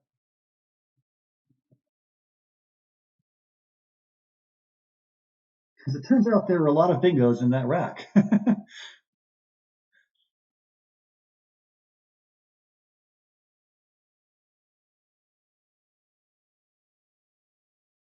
Yeah, you type GHINRS blank into the bot and it breaks. There's just too many words there. All right, so a close game here between Zach and Alec. Feel free to let me know in the chat if there's one game in particular that we should focus on. I can't watch all four at once, and so I don't necessarily know what's the best game to watch at any given time. If there's a close end game or something, let me know. Right now, I'm just kind of jumping from game to game, keeping tabs on all the top players in the field, and keeping you guys abreast of what I can. Looks like Alec has got pretty decent lead here against Zach.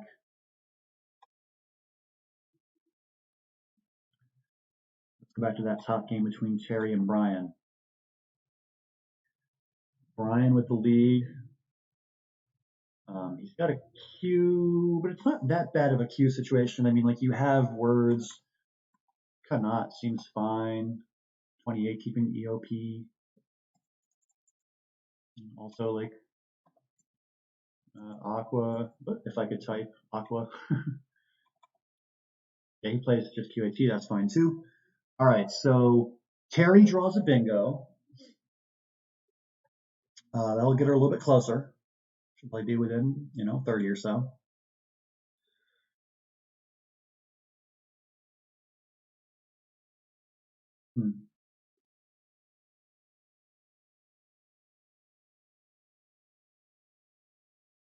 I'm not exactly sure what the best bingo is. I see foisted here looks like a pretty good score, 77. That would double her score from 77 to 154. That'll put her back in the game for sure.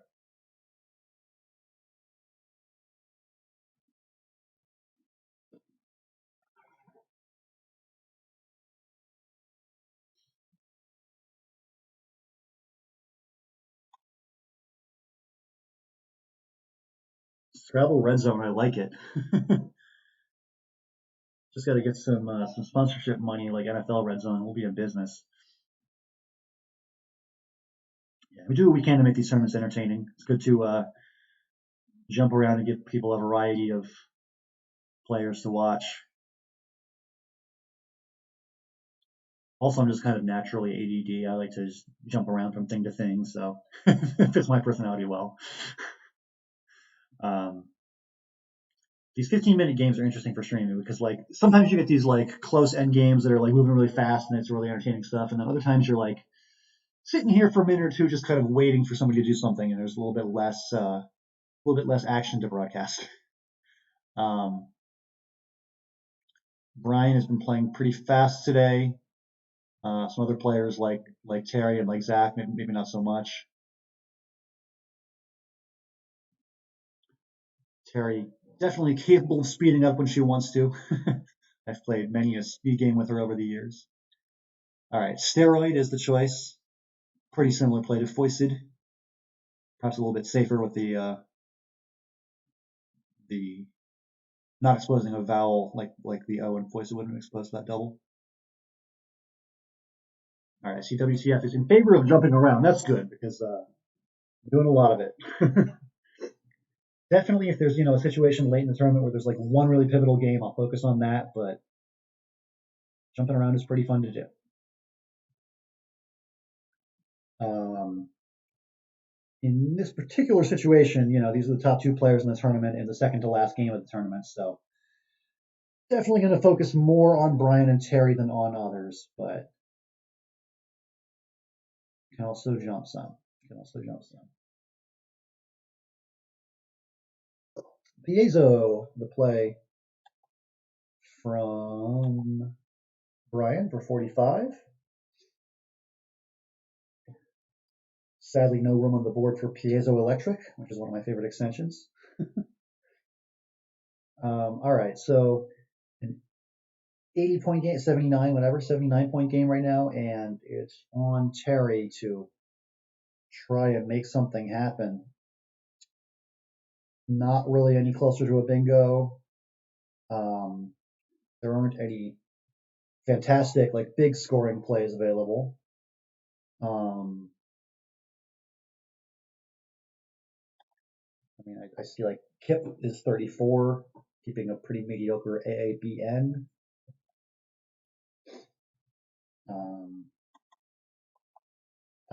Pack. Okay, so Pack gets rid of one of those A's. All right, now we got a game. Terry has drawn, oh, sorry, no, that's Brian who's drawn Valiant. Just kidding. Now we've got a very good situation for Brian is what we've got. Yes, I'm guessing that Valiant will come down if he knows that Valiant takes an S. And he does, and he plays at 63 points. And a pretty nice lead now for Brian. Remember, look at these standings, and obviously this is a very important game for Brian. If he wins it, he'll be 5-1 with a very good chance to win this tournament.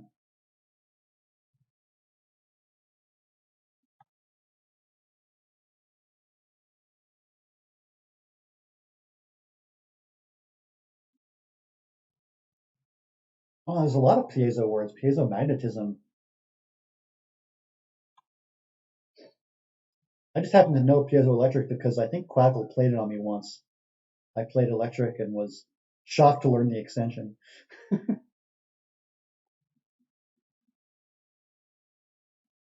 WCF, you played isometrically once. That's crazy. Isometrically. That's a lot of letters, like 13 or something, huh?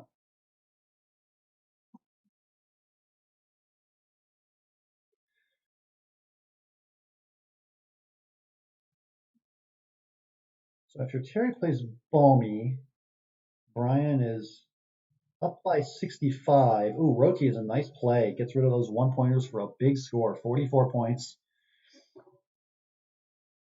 Brian is a big favorite to win this game now. Let's take a look at Victor. It looks like his game is over and he won. Okay. So Victor is going to be 5-1. So he's definitely got a shot, depending on how these last two games break for Terry and Brian. Victor defeated Rose 390 to 338. That's a win by 52. Okay. So Victor's record is 5-1 with a spread of plus 77.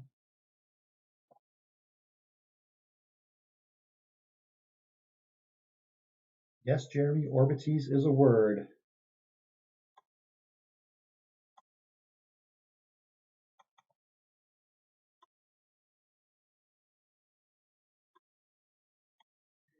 And it is found by Brian. Okay.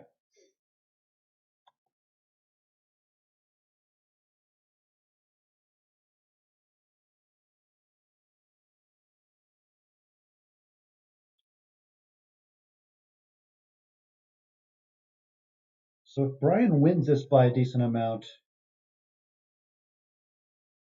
it's going to be a very close race for first place between Terry and Brian, both 5-1 with spreads that are higher than Victor's. I don't think that would look good for Victor. I think he would need, well, he could hope that they tie Terry and Brian in their next game, but barring that, it's going to be tough. He would need to win by hundreds and hundreds of points more than the winner of Terry versus Brian does. So it's looking pretty likely that Terry and Brian are going to play again for the tournament. But we are certainly not finalizing that just yet. Results are trickling in from round 6. Faith has beaten Mina 458 to 444. And Yvonne has beaten Colin 397 to 380. Still waiting on 3 more games before we can pair the final round.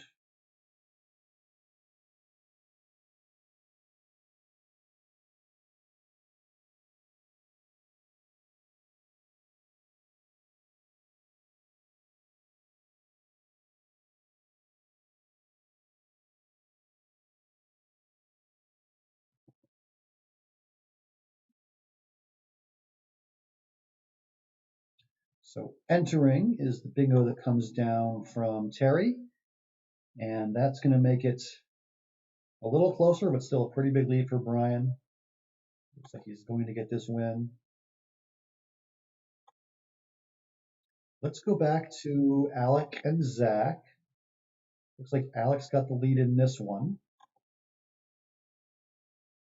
Alec is likely to be 4-2, which means he's going to remain in 4th place. Nobody's going to be passing him with a 4-2 record and a big spread. That's for sure.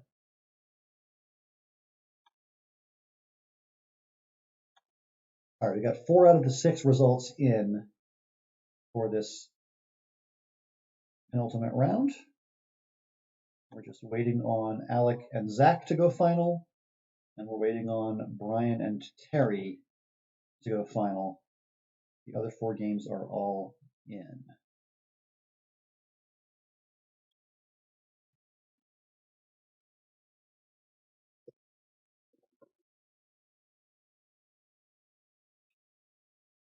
So Faith with the win over Mina by 14. So Faith's record is actually going to be 4-2 now.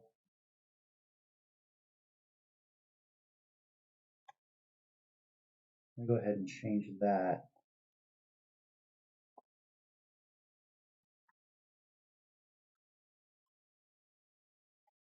So currently Faith is in 4th place, but that is likely to change as soon as this win for Alec becomes final.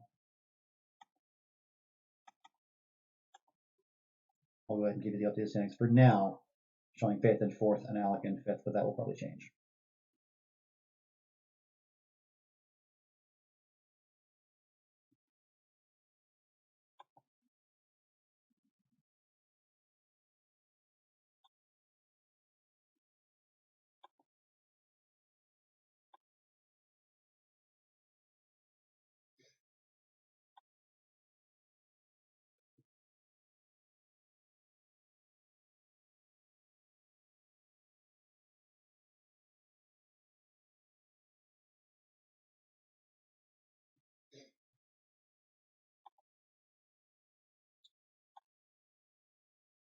So Alec is putting the finishing touches on this one. He's going to be 4-2, but it looks like the top 2 players, Terry and Brian, are not going to be caught. Assuming that Brian holds on for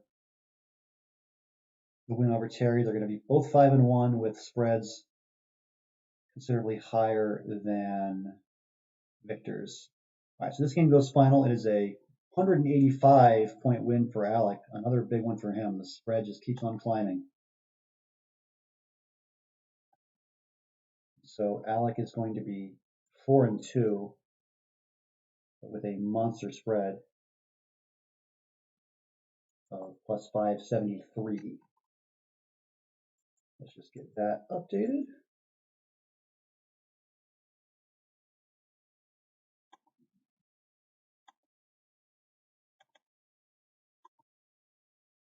And as soon as the game between Terry and Brian goes final, which it looks like it just did, it will get pairings up for the final game.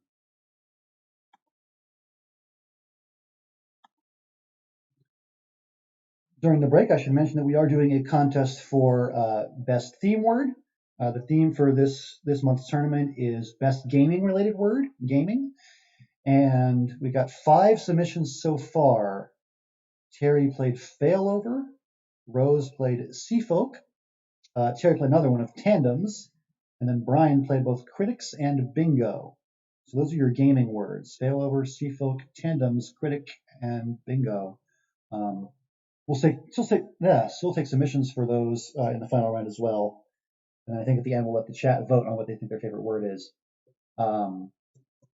Just a reminder about that if you guys want to enter the theme word prize, just for funsies.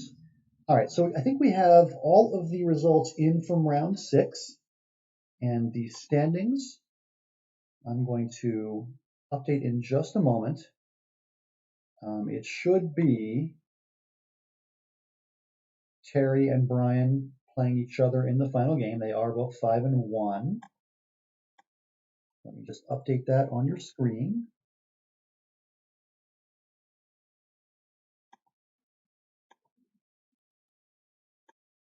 Let's get a quick look at how the game ended up between Terry and Brian. The final score was 486 to 358.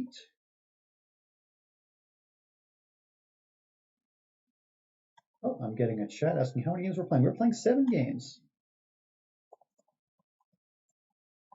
7, so one more pairings to come. Okay.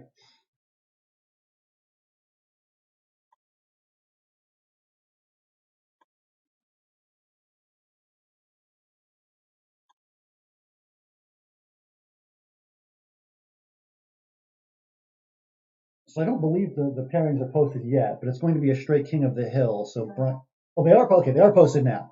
So it's going to be a straight King of the Hill where Brian plays Terry, Victor plays Alec, Faith plays Rose, Nina plays Priya, Zach plays Arindam, and Yvonne plays Colin. It's just straight in order. You can also just refresh your browser at cocostrava.org and find it there. It should be live as we speak. I'm going to update the standings that are on your screen. Make sure that those are correct, because they currently are not. So Brian, with the big win in the previous round, moves into first place on spread. He's at plus 318. And the rest of these should be correct. All right, so if I could just paste that in. Yeah, it's Brian and Terry, first and second at 5-1 each. Victor also at 5-1 with a lower spread, followed by Alec and Faith. So if you are Victor, you want to win and you want Terry and Brian to tie. That is your path. Otherwise, it's going to be very tough because you'd have to win by a whole lot more than Terry does, or I suppose more than Brian does, but that'd be a lot more. So we're going to focus primarily on Terry and Brian this final round, since they are by far the most likely players to win the tournament, but we will also hop around a little bit and see what's up with other players if time allows.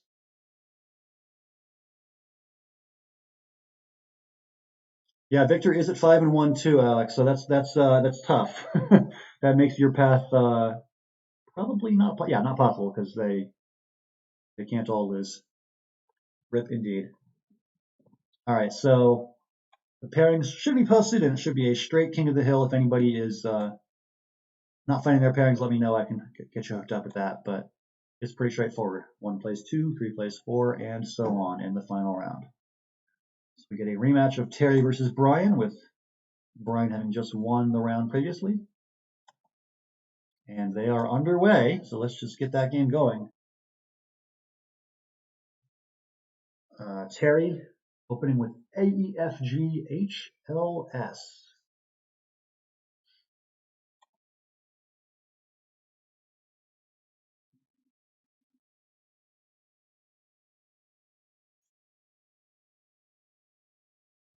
What do you do if you are Terry here? AEFGHLS.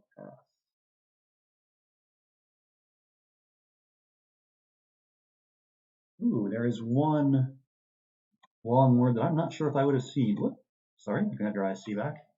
There is sealg. Yeah, but flag is totally reasonable. Cannot blame you at all for playing flag. All right, so now BBIOSTZ for Brian. Fizz jumps out right away as kind of a straightforward, nice scoring option. Interestingly, flag does take an O for O flag. Not sure if there were any O flag. Like Zoe isn't a very good play, so I probably wouldn't do that. Yeah, just Fizz looks fine, and it is indeed what Brian plays. Got a bingo for Terry. She has Inhumed, which I believe is a word, on her rack. Also, Humanize plays through the A. So multiple ways for Terry to open a little bit of a lead here early. Terry lost big in the previous game against Brian, but she's got a chance to get revenge now and win the tournament. She does find Inhumes. Nicely done. 79 for Terry. And now it's over to Brian, down by 60 points early. A little bit of a constant heavy rack.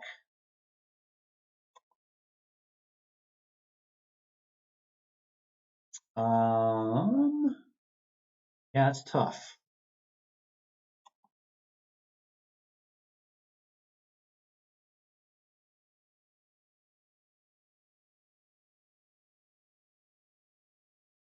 Not seeing a great way for Brian to use these letters.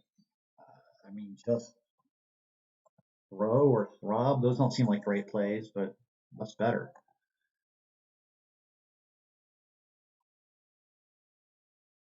Ooh, browbeats would have been fun. Oh, if only there'd been an E in the right spot, yeah.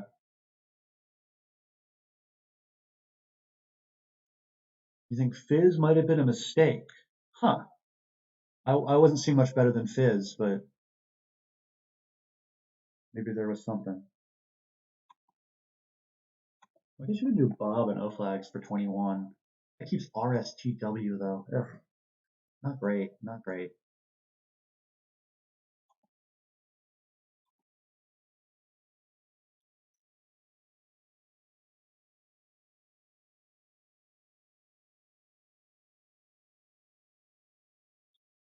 Brian taking his time here. This is a difficult position if you're Brian. You are down by a bingo early and you're fighting through a pretty difficult rack. Huh.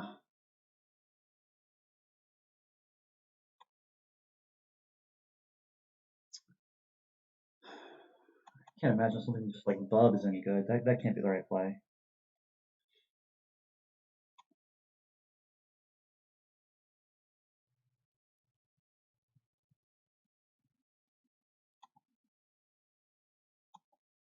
Maybe just Bob and just hope to draw some vowels. It's not a great board for your S. There's no place to hook it right now. Ooh, Burbot by Brian. Nice play. I didn't think of that.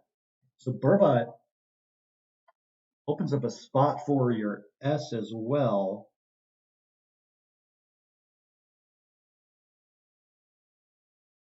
So you keep SW and maybe you draw something to the triple. All right, so Terry has just bingoed and then she's drawn the first blank after her bingo. That's a pretty good development for her. I don't think she's going to have a bingo right now with the X and the Y, but it's not impossible. Yeah, maybe not quite. Oh wait, acetoxyl, is that a word? That might be a word. That's a really tough one though.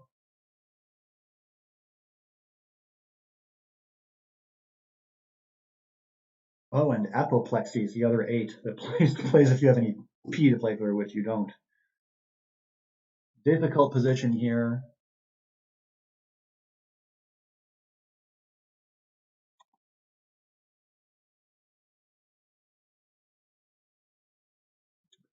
Um,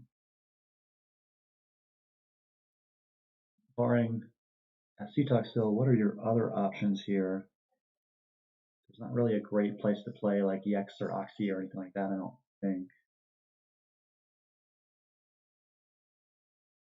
Difficult position for Terry here.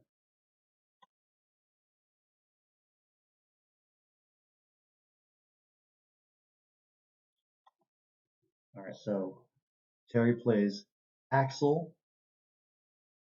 Hexanoil. Benji, what are you talking about, hexanoil? What is that? It's not a thing. Is it? I don't think it's a thing. You tricking me? It's not a thing. All right, so Brian is down by 70, and he's got interesting things. I mean, even just like OH is pretty tempting. 33.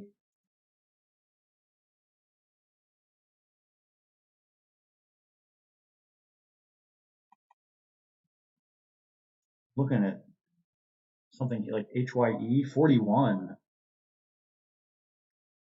Keeping cows. Who doesn't like keeping cows? Yeah, definitely plenty of ways to score with this rack. What is paclitaxel? What are you? What? Oh my god. Paclitaxel. Words are bizarre.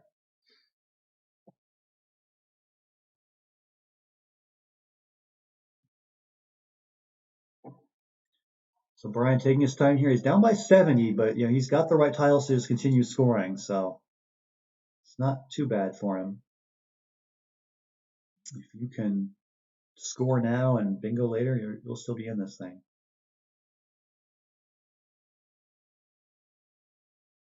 Terry does have the first blank on her rack, but no guarantee that she can bingo with it soon. Oh, now she's got two blanks on her rack.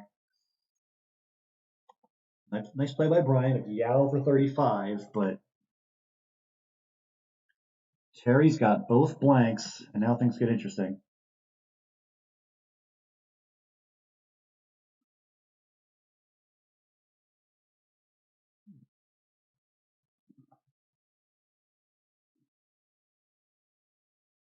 Even with both blanks, this is not an easy situation for her. It's not an easy rack. I see toy woman. That's a tough word. Don't see a spot for Way Goose. That'd be cool.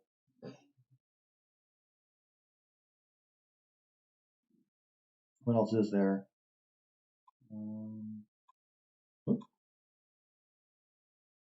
Youch. I don't think youch is a word.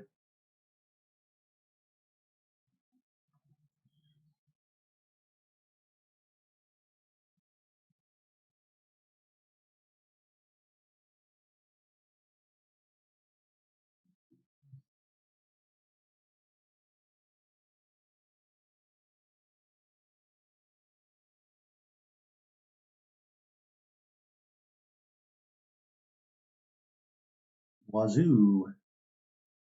Yeah, wazoo is a way to just kind of clean up the junk on your rack. These are often the hardest racks to play in an efficient manner, like time-wise. It's easy to spend like minutes and minutes just like staring at these two blanks and trying to find something. And you can just really get low on time pretty quickly when you do that. So these are words that have two TEW in them.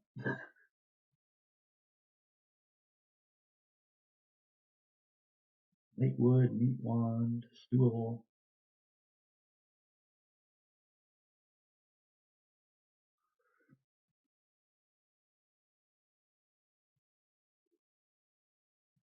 You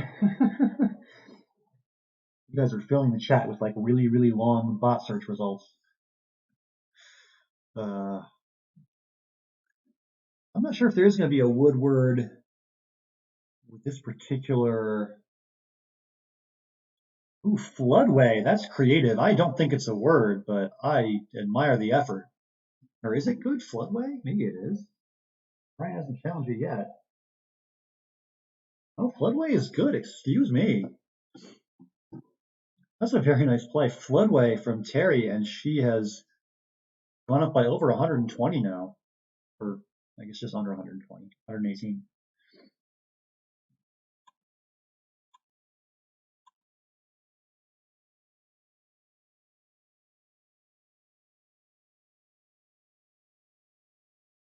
Okay, so Floodway gives Terry a nice lead.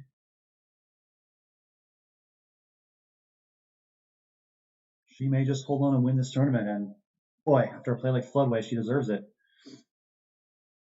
What can Brian do now to get back in this thing? I see he's got almost a bingo. Doesn't have the E for vehicles or the R for Chervilles or anything quite like that. Yeah.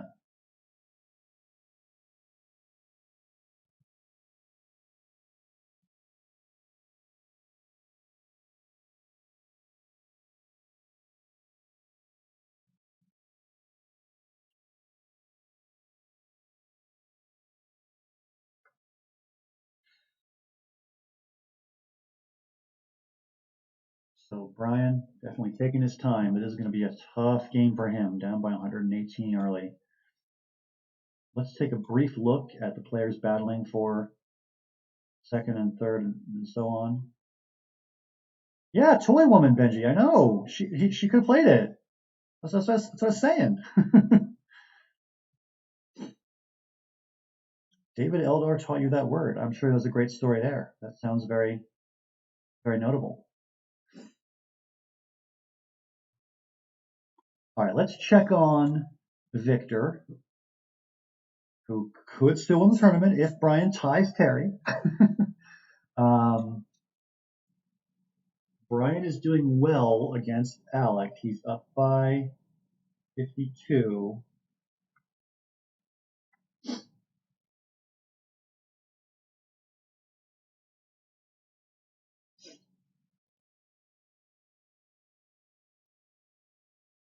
Um, One tile in the bag. Alec is, I'm sure, looking for a way to bingo out. No, he's not going to find a way to bingo out. He's just going to play day, and that means that Victor is free to score a bunch of points with his Z, and it looks like he's going to win this game. Um,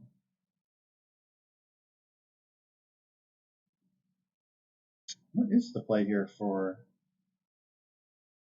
Victor? I guess he could play Zach.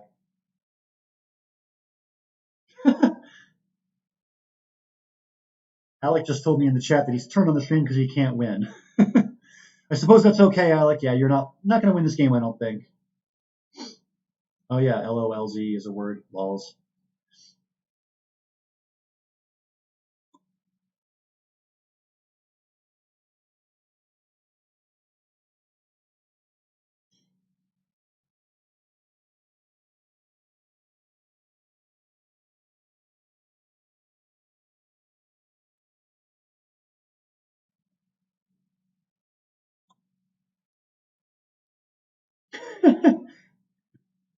Alec is saying, "Don't tell me what my outplay is." All right, so I'm not going to say anything about the outplay that Alec may or may not have. No comment.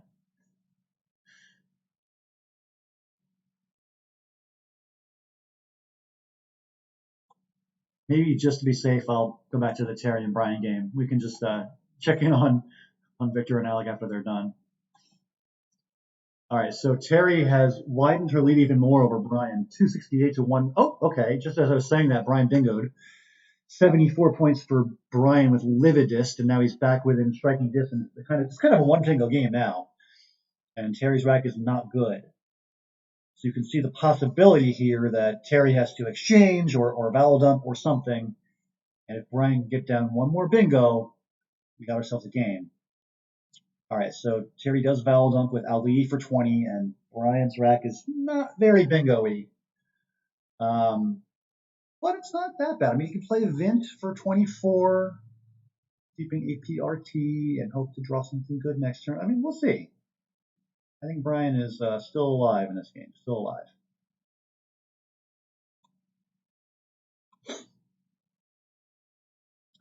Like all 6 games are still in progress. No results yet from any of the games.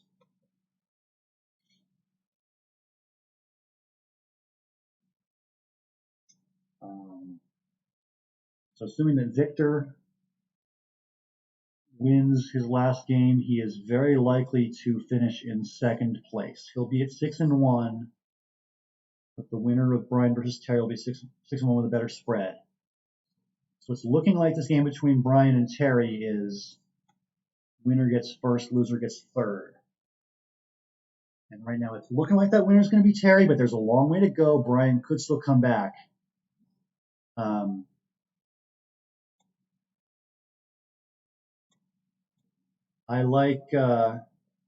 think I like Vint here as a way to just play through the consonants and hope to get a bingo soon. If you're Brian, Vint puts you within what 68? Like you're still in it.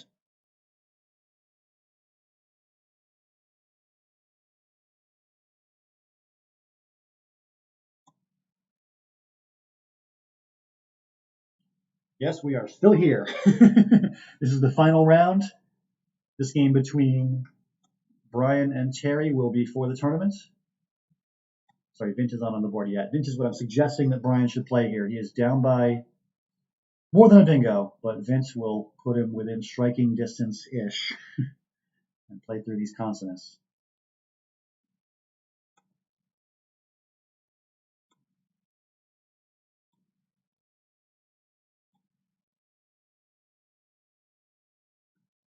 Looks like some games are starting to end. Looks like Colin and Yvonne, did they play each other? I think they did. Just wrapped up. Don't have a score from those two yet, but I imagine we will soon. And it looks like Victor has finished up his game against Alec, and that was a win. Yeah, so Victor will finish at 6-1. Very impressive day from him. And he's going to be in second place.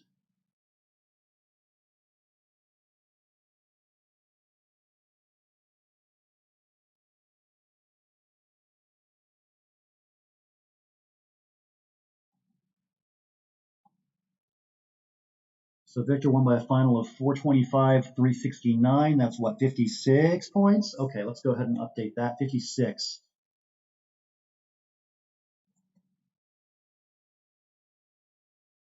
So Alex's spread is going to be down to 517.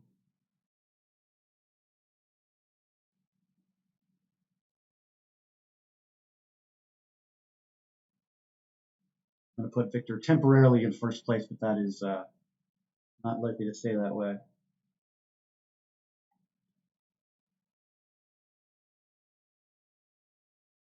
All right, so I think the temporary standings look a little something like this, with Brian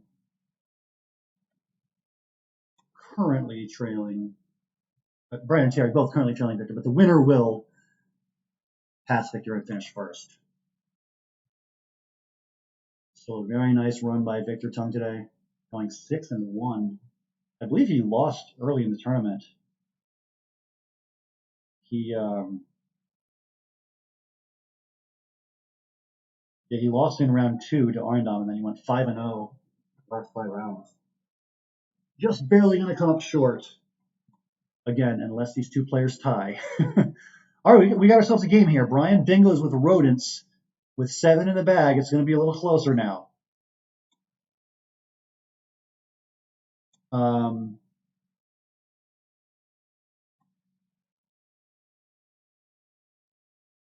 CDDEGIR. Terry is up by only 34 now.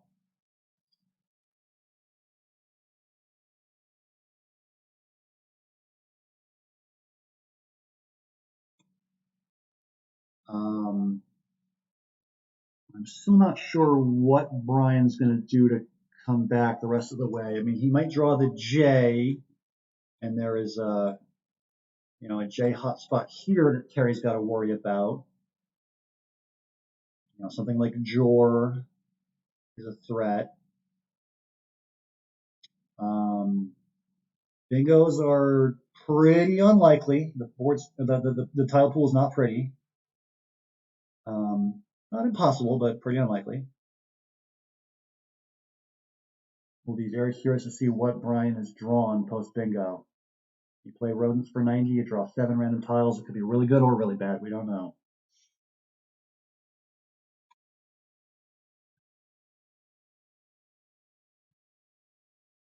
So Benji, you think that an outrunning is possible? Maybe it is. Looking pretty tough though. Pretty tough. Oh, is parquetry a real thing? That's crazy. Why do I feel like you're trolling me? Parquetry? Oh, real thing. Impressive.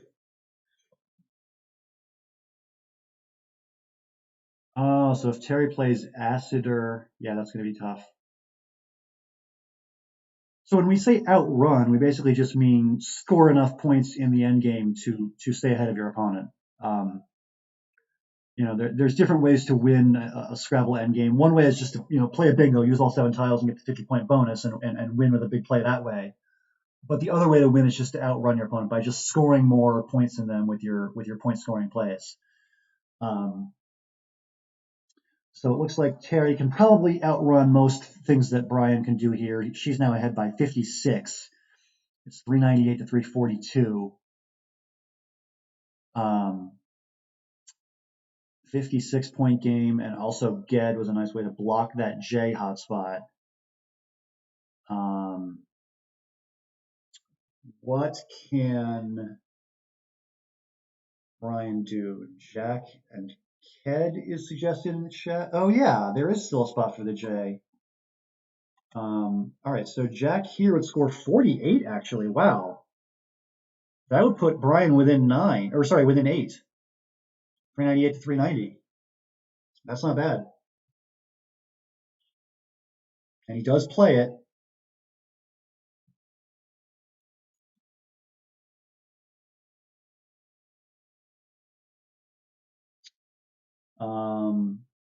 So now there's 1 in the bag.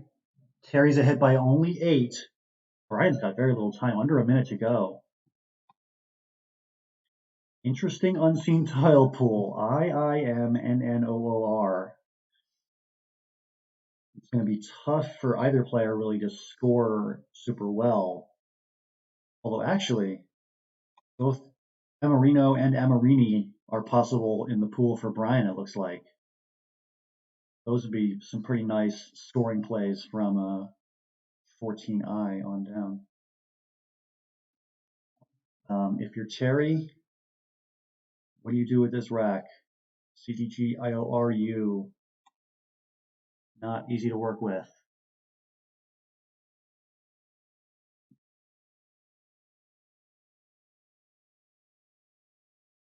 Alex says, or just Nim. Oh yeah, Nim at E3 is a pretty nice scoring play as well. I think the M is going to be a pretty important tile just for scoring purposes. Oh yeah, outrig. Okay, outrig. Yep. Seems like a good option for Terry. Outrig is 22. That would put her ahead by 30. She'd have C, D, and then one more tile. I think Amarini is also 30. That'd be a tie game. All right, so coup is the play.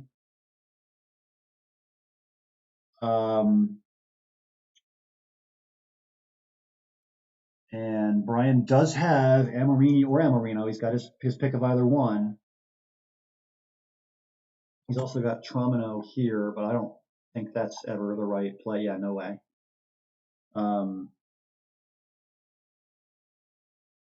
Oh, so Terry has grind to go out at C5. I think Terry's going to be okay here if she can find grind. Okay, Brian plays Nim, which doesn't block it.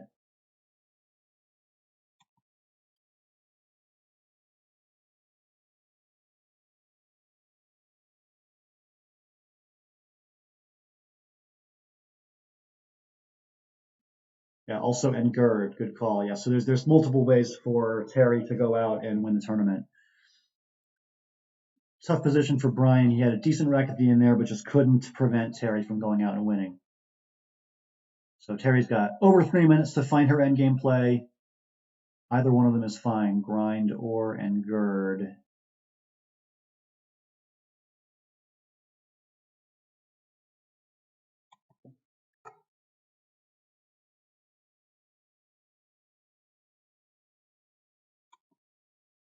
Looks like most of the games here in the final round are wrapping up. I'm not sure if we got a result from Faith yet, who is in the top five. So I'd like to have.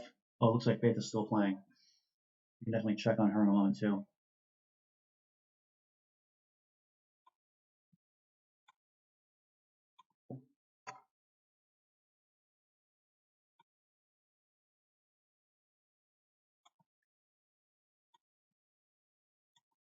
After the tournament, stick around. We do have a quick little post-game thing to do, which is to vote on the best theme word. Our theme this month is the best gaming-related word, and we have 5 submissions for that. I think Jennifer has that list, and she can put it in the chat for you guys to vote on. But anyway, Terry Kangaroo, congratulations! You won the tournament. 453, 419 is your final, and Terry wraps it up. She plays grind to go out, and she beats Brian in a close one. Yeah, so exciting ending. Let me go ahead and update the score. It is a 34-point win for Terry, so that will be added to her spread. And let's just move this to here, move this to here.